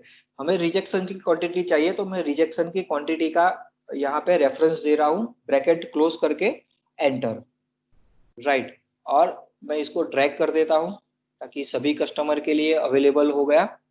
सो आप देख सकते हो हमारे जो रिजेक्शन है वो 1022 है टोटल। हम हमारे पिवट टेबल से उसको क्रॉस वेरीफाई करेंगे। हमारे पिवट टेबल आप यहाँ पे देख सकते हो, सम ऑफ रिजेक्ट क्वांटिटी 1022, ठीक है? सो यहाँ पे भी हमारा जो है 1022, सो ये मैच हो रहा है। अभी सिंपली टोटल करना है, सो ये दो सेल को मैं प्लस कर देता हूं तो आपको टोटल मिल जाएगा वहां पे। और अगेन हमारा टोटल आ गया यहाँ पे 14093। सो टोटल हमने इतना प्रोडक्शन किया है और उसमें से 1022 का रिजेक्शन हुआ है। तो आपको रिजेक्शन परसेंटेज आसानी से उसमें से आप निकाल सकते हो। अभी आपको ये देखना है कि कस्टमर 1 के लिए आपने कितना मटेरियल कंज्यूम किया है, ठीक है? तो आपको मटेरियल कंजम्पशन का डिटेल चाहिए with bifurcation of customer. So is equal to sum if, again मैं रो डेटा के ऊपर जा रहा हूं, उसके अंदर मैं यहाँ पे कस्टमर का रेफरेंस दे रहा हूं और मुझे ये क्राइटेरिया के हिसाब से उसका मटेरियल कंजम्पशन का डिटेल चाहिए। सो मटेरियल हमारा अवेलेबल है, ये रहा, ठीक है? ये वेट में है, सो मैं वहां पे नंबर्स लिखा है बाय मिस्टेक, पर हमारे पास वेट में डिटेल अवेलेबल है। सो मैं वेट किया, ब्रैकेट क्लोज किया और एंटर किया। सो यहाँ पे let me just rename it to kgs, okay? मैं डेसिमल पॉइंट्स को रिमूव कर दे रहा हूँ एंड पूरा ड्रैग कर रहा हूँ। सो हमने टोटल 752 केजीस या फिर ton, whatever the UoM you have, so हमने इतना मटेरियल टोटल कंज्यूम किया है। सो आपको आपके परचेज के जो डेटा है उसके साथ में उसको कोरिलेट करना है या क्रॉस फंक्शनल चेकिंग करना है, तो आप यहाँ से इस तरह से कर सकते हो, कितना मटेरियल आया है, कितना कंज्यूम हुआ और कितना आपके स्टॉक में स्टॉक में अवेलेबल है अभी। तो उसके हिसाब से आप क्रॉस टैली भी कर सकते हो। टोटल ओके, यहाँ नंबर्स में था, एक्चुअली केजी यहाँ पे ऑलरेडी मैंने लिया हुआ है, ठीक है? सो ये यहाँ पे लेना था, मैंने नंबर्स में ले लिया है, ठीक है? सो सेम क्वांटिटी यहाँ पे आप इंसर्ट कर सकते हो। उसके बाद आपको रिजेक्शन परसेंटेज कैलकुलेट करना है, वो एकदम सिंपल है, इज इक्वल टू आपका जो रिजेक्शन है डिवाइडेड बाय आपका टोटल कितना प्रोडक्शन हुआ है। सो आपको कस्टमर वाइज कितना रिजेक्शन हो रहा है वो आपको यहाँ पे मिल जाएगा, ठीक है? तो आपको देखना है कि कौन से कस्टमर में आपको ज्यादा रिजेक्शन आ रहा है, तो उसके हिसाब से आपको कस्टमर से कुछ बात करना है, या फिर पर्टिकुलर कोई कस्टमर रिलेटेड आपको कुछ इंप्रूवमेंट करने की जरूरत है, तो आप यहाँ से कर सकते हो। ये डेटा के ऊपर से आप उसको एनालाइज कर सकते हो। उसके बाद आपको देखना है कि कस्टमर के हिसाब से आपका प्रोडक्शन आवर्स कितना है, कितना मशीन यूटिलाइजेशन हुआ है कंपेयरिंग टू कस्टमर, ठीक है? हर एक कस्टमर के लिए आपने कितना प्रोडक्शन किया है, मशीन रन किया है। So again sum if, formula सभी के लिए सेम है, आपको ऑब्जेक्टिव के हिसाब से कॉलम रेफरेंस डिफरेंट देने हैं। सम इफ, अगेन यहाँ पे मैं कस्टमर का रेफरेंस दे रहा हूँ, मुझे यहाँ पे ये देना है, अगेन हमारा टोटल जो प्रोडक्शन चला है मशीन। सो आवर्स में चाहिए तो आवर्स और मिनट्स में चाहिए तो मिनट्स भी आप कंसीडर कर सकते हो। सो हमारा यहाँ पे ये रहा आवर्स। सो पर्टिकुलर कस्टमर 1 के लिए आपने 767 आवर्स के लिए मशीन ऑक्यूपाई किया है, या फिर आपका इतना जो कंज्यूम हुआ है आपका मशीन। तो यहाँ पे 1511 आप देख सकते हो। पिवोट टेबल में हम कंपेयर करें 1511 मशीन, हर एक मशीन कितना रन हुआ है, तो टोटल आपको बराबर मिल रहा है। आपको यहाँ पे प्रोडक्टिविटी मेजर करनी है कि पर आवर कितने पार्ट्स आपके प्रोड्यूस हो रहे हैं। सो सिंपली आपके पास टोटल नंबर ऑफ पार्ट्स आपने कितने प्रोड्यूस किए वो है इज इक्वल टू, और अपना कितना मशीन रन किया है वो भी आपके पास में अवेलेबल है। सो एंटर करिए। सो हर घंटे में पर आवर आपके कस्टमर 1 के लिए 12 पार्ट निकल रहे हैं। सो इससे आप आपका जो साइकिल टाइम है या फिर लीड टाइम है इसके हिसाब से कंसीडर कर सकते हो। आपको पता है कि कस्टमर 1 है उसका जो मैं पार्ट निकाल रहा हूँ वो 12 पार्ट मेरे 1 घंटे में निकल रहे हैं। वो कस्टमर ने मुझे 1000 क्वांटिटी का ऑर्डर दिया है, तो मैं यहाँ से इजीली कैलकुलेट कर सकता हूँ कि मुझे कितना टाइम लगेगा वो कस्टमर को डिलीवरी करने के लिए। ठीक है, और जैसे जैसे आपका डेटा एंटर होता जाएगा, ऐड होता जाएगा, वैसे वैसे ये जो एवरेजेस है वो भी अपडेट होती रहेगी आपके लाइव डेटा के साथ में। ठीक है, सो वो भी आप यहाँ से लाइव मेजर कर सकते हो। अभी 12 है, आपने प्रोसेस के अंदर कुछ इंप्रूवमेंट किया तो वो 15 पार्ट हो गए पर आवर्स, तो आपको वो यहाँ पे लाइव दिखेगा वो। ठीक है, सो ये लाइव है। अभी आपको देखना है इलेक्ट्रिसिटी कंजम्पशन आपका कितना हुआ है। मैं सेम फॉर्मूला को लगा रहा हूँ। आपको मशीन वाइज चाहिए तो मशीन का रेफरेंस देना है, कस्टमर वाइज चाहिए तो कस्टमर वाइज देना है। यहाँ पे मैंने कस्टमर को सेंट्रिक किया है, इसलिए मैं हर एक टाइम कस्टमर का रेफरेंस दे रहा हूँ। आप मटेरियल के हिसाब से भी आपका कितना इलेक्ट्रिसिटी कंज्यूम हुआ है वो भी देख सकते हो। शायद कुछ मटेरियल्स, तो some of the materials are there, so in a plastic industry, so it is dependent on material type, so how your electricity will run. So basically your cycle time is dependent on material type, right? So if your cycle time is high, so your electricity consumption will also relatively high, right? So this is the connection. You can compare material and electricity also. So I'm just go to here, our data of electricity is available here, and close the bracket. You can see customer 1 के लिए आपका इतना unit का consumption हुआ है आपके electricity का। सो आपको बेसिकली पता चलेगा कि यहाँ से you can analyze whatever the cost incur behind this customer to produce their products. So whenever you have made your design department or management done the costing to their customer, right? So it is really in a profitable term, or we are lacking somewhere. You can analyze all these things. So based on your electricity consumption, based on your rejection data, based on your material consumption, you can have a better idea. You can just compare your BOM costing, you can say, so BOM costing and actual production cost, right? You just need to add some consumable cost here to get the final in-house costing or actual costing of producing that batch or that product. So you can have a better idea, yes, you are in a profit or in a loss or in a break-even point or not, like this. Electricity units per hour, so total, और मैं यहाँ पे just number of hours कर देता हूँ। तो ये आप कुछ ले सकते हो, ये पार्ट्स है, सॉरी। तो यहाँ पे is equal to electricity unit and divided by total parts. So per part के पीछे आपका हर एक कस्टमर के लिए कितना नंबर ऑफ यूनिट्स कंज्यूम हो रहा है वो ले लिया, और यहाँ पे मैंने इलेक्ट्रिसिटी यूनिट पर आवर कितना जा रहा है। सो इलेक्ट्रिसिटी कंजम्पशन यूनिट हमारे पास है, और हमने टोटल कितना टाइम मशीन चलाया है वो है। सो मैंने उसको डिवाइड कर दिया, ये डिटेल आपका आ गया। ठीक है, सो अभी हमारा जो डैशबोर्ड है वो परफेक्टली बन गया है। Let me just zoom out so you can have overview, then I will zoom it again. Okay. सो ये हमारा जो फाइनल डैशबोर्ड है वो रेडी हो गया है। अभी आप जैसे जैसे डेटा में ऐड करते जाएंगे आपके डे टू डे डेटा को, उसके हिसाब से ये डैशबोर्ड ऑटोमेटिकली अपडेट होता जाएगा।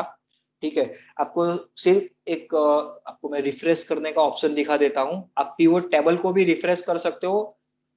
कैसे करना है, यहाँ पे राइट क्लिक करना है और रिफ्रेश का बटन अवेलेबल है। जैसे ही रिफ्रेश करेंगे तो आपको ये सारा डेटा है वो नए डेटा आपने जो ऐड किया है उसके साथ में अपडेट हो जाएगा।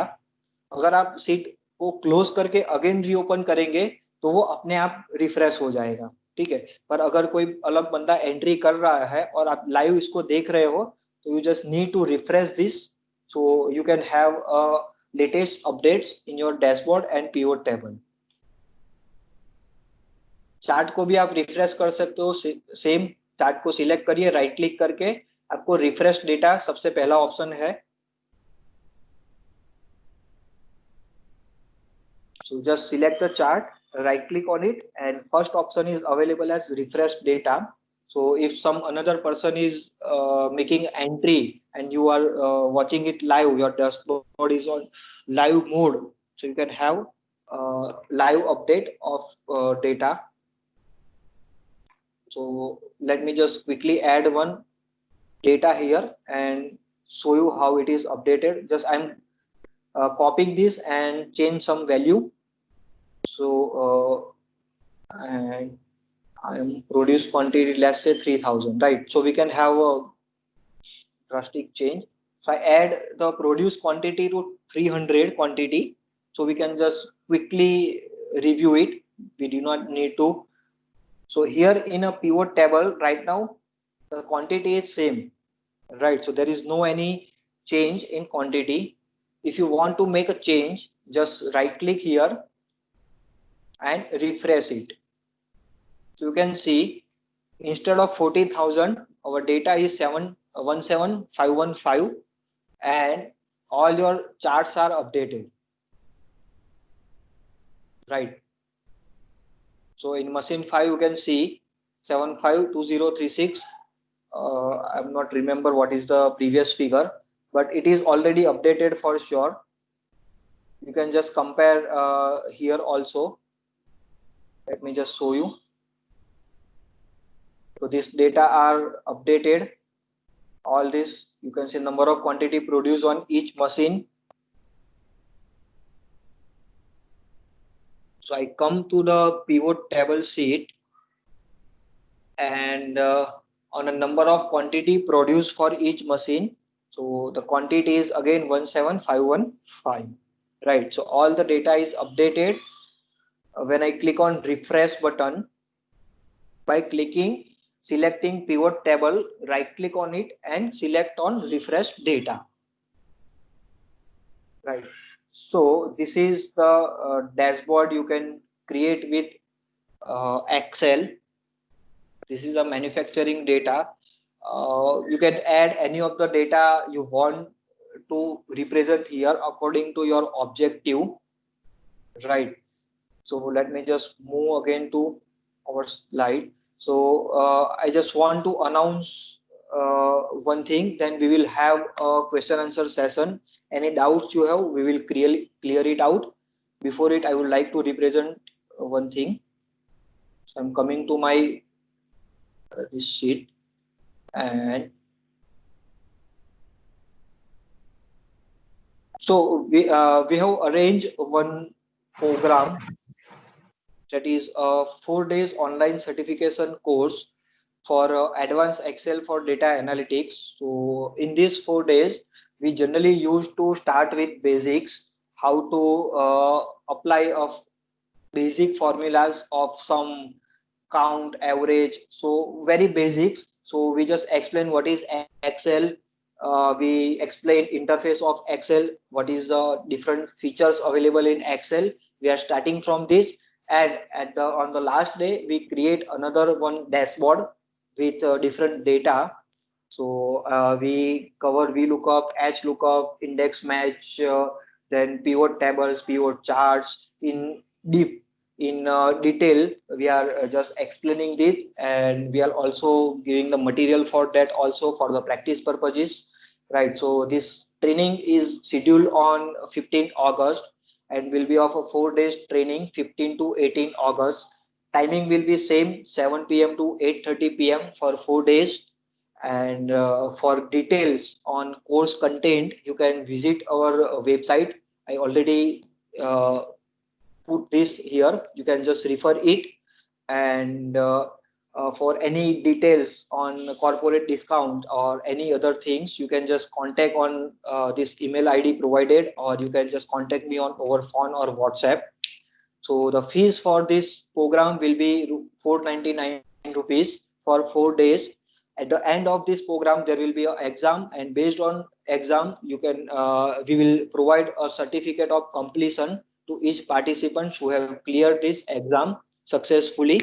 So this is the thing which I want to just announce. This is our upcoming training session for advanced Excel, and for other training programs, you can visit our website. So you can have. Can you just mute yourself, please? Just 2 minutes. Okay. For other programs of August, you can just visit our website. So on 23rd to 26th, we have again two different programs of 5S and Kaizen, which is generally used in any industry or a service sector. So you can have a look on that also, that content and all the details, fees, date, timings. You can just refer from our website. So this is the end of our session. You can follow or you can join our family on this all the social medias: YouTube, Facebook, Instagram, Twitter, LinkedIn. And you can also join our WhatsApp group, on which we share the this informations related to our program and knowledgeable details, our videos and all these things on this group. So you can join our WhatsApp group to have daily updates. uh, we will share this link to you. So this is the end from my side. So let's just start question answer session. So if any queries, Mr. Mehul, yeah, can you do one thing? Can you please show the participants that how to download this from our website so that yeah, they will be able to download? Okay okay. So basically मैंने यहाँ पे जो material use किया है, ये presentation और Excel sheet जो हमारे डेटा के साथ में अवेलेबल है, वो हमारी वेबसाइट पे हमने अपलोड करके रखा है. आप वहां से डाउनलोड कर सकते हैं, उसके ऊपर प्रैक्टिस कर सकते हैं. वो कैसे करना है मैं आपको दिखाता हूँ. सो हमारा वेबसाइट है www.statemodeler.com. उसके अंदर आप जाएंगे तो डाउनलोड सेक्शन है. जस्ट अ मिनट, ये लोड हो जाए तो मैं आपको दिखाता हूँ. Meanwhile, I have shared the link to for the attendance. You can just fill out this form. So there are only few details like name, number, and email ID, so that it will be considered that you have attended complete webinar, and you will be receiving certificate within 2 days, maximum within 2 days. But we'll try to send it by tomorrow itself. So go to the website www.statemodeler.com. Under it, download section is available, and you can see we have already uploaded today's material. So date 13, this webinar title, making manufacturing dashboard. You just need to click on download material. When you click on download material, so you will have a pop-up window of save or open. You can save in your local disk, and you can practice it.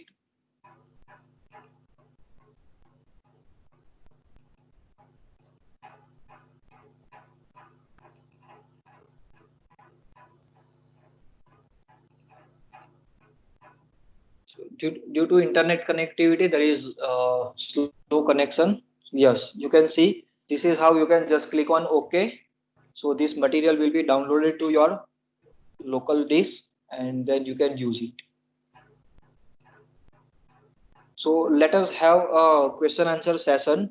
Please request you can unmute yourself one by one, so I can hear properly and can respond properly. I can clear your queries. Hiren bhai, can I ask question? Yes, sir. Yes. My name Yes, is sir. Bhagwat Patel. I am from Siddhi Engineers. Okay. Yes, Now, sir. my question is how to create this dashboard structure. Basically, because you have shown the structure, but Okay. yeah, So, sir, यहाँ पे okay. वो So कैसे कर सकते? basically, okay, मैं बता रहा हूँ, explain कर रहा हूँ मैं. So यहाँ पे मैं एक सीट मैंने insert किया नया, ठीक बराबर है, जो blank है अभी. मुझे ये जो ग्रिल लाइन से वो नहीं देखना है, इसलिए मैंने ये इसको मैं ग्रिल लाइन को हाइड कर रहा हूँ. ठीक है, मैं जूम कर लेता हूँ ताकि आपको दिखे बराबर. अभी यहाँ पे हमें टाइटल लिखना है. ठीक है, सो आपको सबसे पहले तो ऑब्जेक्टिव्स आपके मैंने जो बताया था वो है, आपको ऑब्जेक्टिव्स डिफाइन करना है, उसके हिसाब से आपको यहाँ पे स्ट्रक्चर बनाना है. बराबर. ठीक है, क्योंकि आपको सबसे पहले पता होना चाहिए आपको कितने कितने चार्ट्स यहाँ पे डिस्प्ले करने हैं, कितने कितने टेबल्स यहाँ पे डिस्प्ले करने हैं, उसके अकॉर्डिंगली कितने स्लाइसर्स आपको यहाँ पे इंसर्ट करना है, उसकी हिसाब से आपको यहाँ पे जगह बनानी है. राइट. ठीक है, सो फॉर एग्जांपल यहाँ पे आपको टाइटल ऐड करना है ये रेंज के अंदर, तो ये रेंज मैंने यहाँ पे सिलेक्ट किया. ठीक है, और उसको मैंने यहाँ पे मर्ज किया. बराबर. ओके, और यहाँ पे मैंने इसको बॉर्डर दे दिया और मैंने यहाँ पे उसको नेम दे दिया ऐसा, और उसको आपको कुछ इस तरह से रखना है फॉर एग्जांपल. सो मैंने उसको ऊपर फॉर्मेटिंग कर दिया. ठीक है, अभी पहला चार्ट इंसर्ट करना है. सो यहाँ पे अगेन इतनी जगह में मुझे पहला चार्ट इंसर्ट करना है, तो मैं ये जगह को सिलेक्ट किया, ये सेल रेंज को सिलेक्ट किया, अगेन मैंने वो सेल को मर्ज कर दिया. ठीक है, और उसको मैंने बॉर्डर दे दिया. और यहाँ पे मैंने सिंपली पहले से लिख के रखा था कि मुझे यहाँ पे लाइन चार्ट इंसर्ट करना है, because I have already decided this. So line chart for month wise. ये सिर्फ इंफॉर्मेशन के लिए लिखा है. Yes, yes. I got it, sir. Yeah. So this is how you can just create all the structure and then create pivot chart and slicers and tabular format what you want to represent, and you can just make it like this.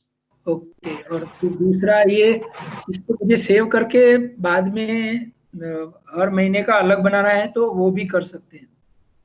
Yes, sir, you can do it. Okay. Okay. तो copy paste करेंगे तो वही formula आ जाएगा ऐसा? Yes sir, आ जाएगा.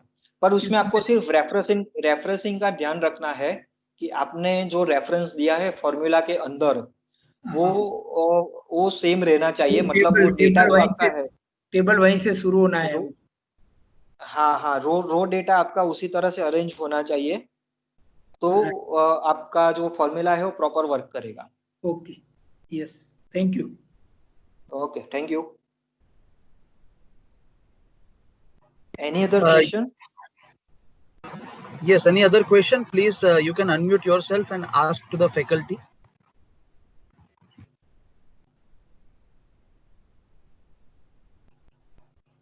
And I've already shared the link in the chat box. So if anyone is left with filling out the form, then you can please fill out the form so that you can claim your certificate. I'm again pasting it in the chat box. Chat box यहाँ कहाँ दिखता नहीं है sir. Bhagavat sir. हाँ sir mobile માંથી કરો છો કે લેપટોપ માંથી? ના, લેપટોપ માંથી. સર આ પેલો યુઝર વાળું જે છે ને કોલ કટ કરવાનું, એની પહેલા છે ને એક જો કન્વર્ઝેશન વાળું છે एक Hiren sir, let me just share my screen. So वहां से मैं स्क्रीन. सो यहाँ पे जो ये ब्लैक पट्टी आपको जो दिख रहा है, हाँ, तो वहां पे एक तीसरा ऑप्शन है, ऐसे चैट बॉक्स का सिंबल बना हुआ है. પણ એ મારામાં નથી આવતું મેહુલભાઈ. ઓકે. મારે છે ને ખાલી શેર સ્ક્રીન આવે છે, પછી 3 છે, પછી ખાલી ત્યાં રેઝ યોર હેન્ડ આવે છે એમાં. સર રેઝ યોર હેન્ડ ની બાજુમાં બોક્સ નથી આવતું? ના, બાજુમાં બોક્સ છે, હાઈડ પાર્ટિસિપન્ટ છે. અચ્છા, ઓકે ઓકે ઓકે. વાંધો નહીં સર, હું તમને વોટ્સઅપ કરી આપું એવું હોય તો લિંક. મારો નંબર છે સર તમારી જોડે? હા છે ને. સર મને ખાલી હાઈ કરીને મોકલો ને તો હું એમાં લિંક મોકલી આપું તમને. હા. So any other participant have such issue? Yes, Bhavinji, please. Yes, Mehul and Hiren. Yeah, even on mobile, I'm not able to see that chat box. So it would be better either if you can update on the WhatsApp group also. That would be fine, or on individual basis. That is also fine. So Sir, sir, you can from which number you have received our WhatsApp message, just drop hi on that number, because Sure. we have not created any group for this particular session. So just Okay, sure, drop me sure. hi on that number, so I'll send the link away. Okay, thanks. Yes. Thanks, Hiren. Yeah, bye. So if anyone is facing the problem in opening the link, just send hi on the WhatsApp number from which you have received our message about this webinar. So we will send you link over there. 9898233268, isn't it? Exactly, sir. Yes.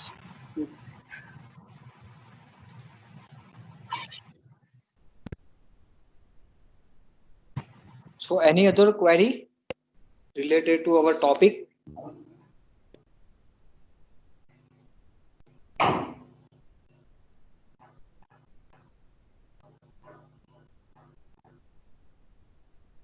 So again, if you want to have a in detail understanding of Excel, you can just join our session, a 4-day session. तो उसमें हम basic से लेके advance तक का पूरा cover करेंगे detail के विथ एग्जांपल्स. हिरेन जी. हाँ जी बोलिए सर. Yes. हाँ sir, I am from Adani. आपके पास में कोई बीआई पावर बीआई के लिए कोर्स है? Yes sir, we do have, but actually ये अगस्त मंथ में हमने प्लान नहीं किया है. We may plan in September. We do have a course on Power BI. Okay. Thank you very much. I'll keep you updated, sir. Okay, thank you. Hello. Yes sir. Hello. Yes. हाँ, हेमंत प्रजापति बोल रहा हूँ sir. Yes. अभी just मैंने certificate का link किया था, उसमें आ रहा है this exam is not currently accepting submissions, please check back again later. Okay.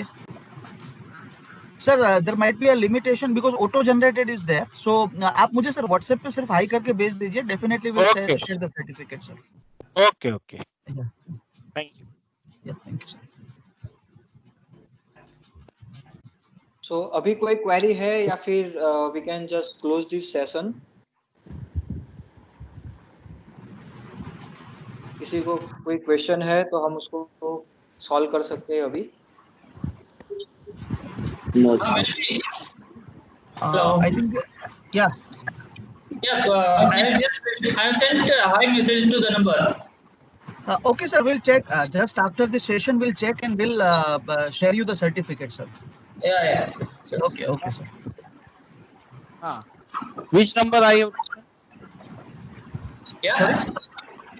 I have received message. The admin can send message.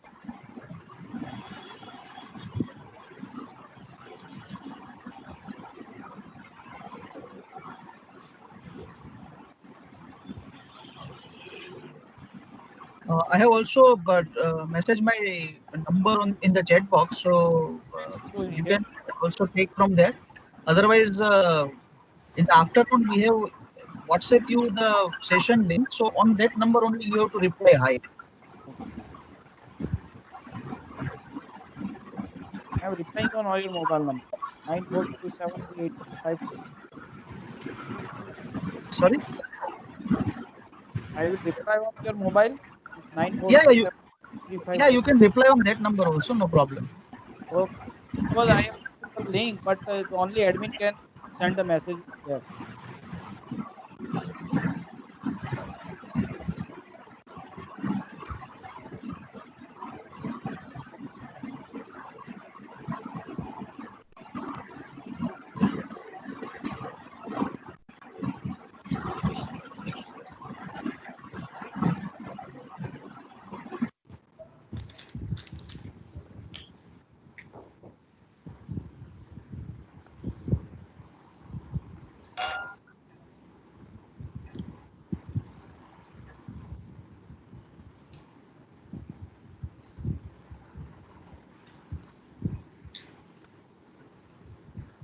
Innocent, should we close the session? I think there is no any question from any participant.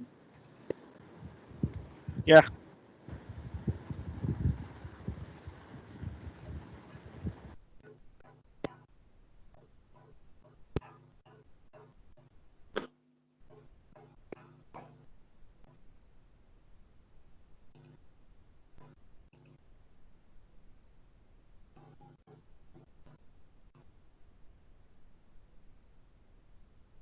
Hello.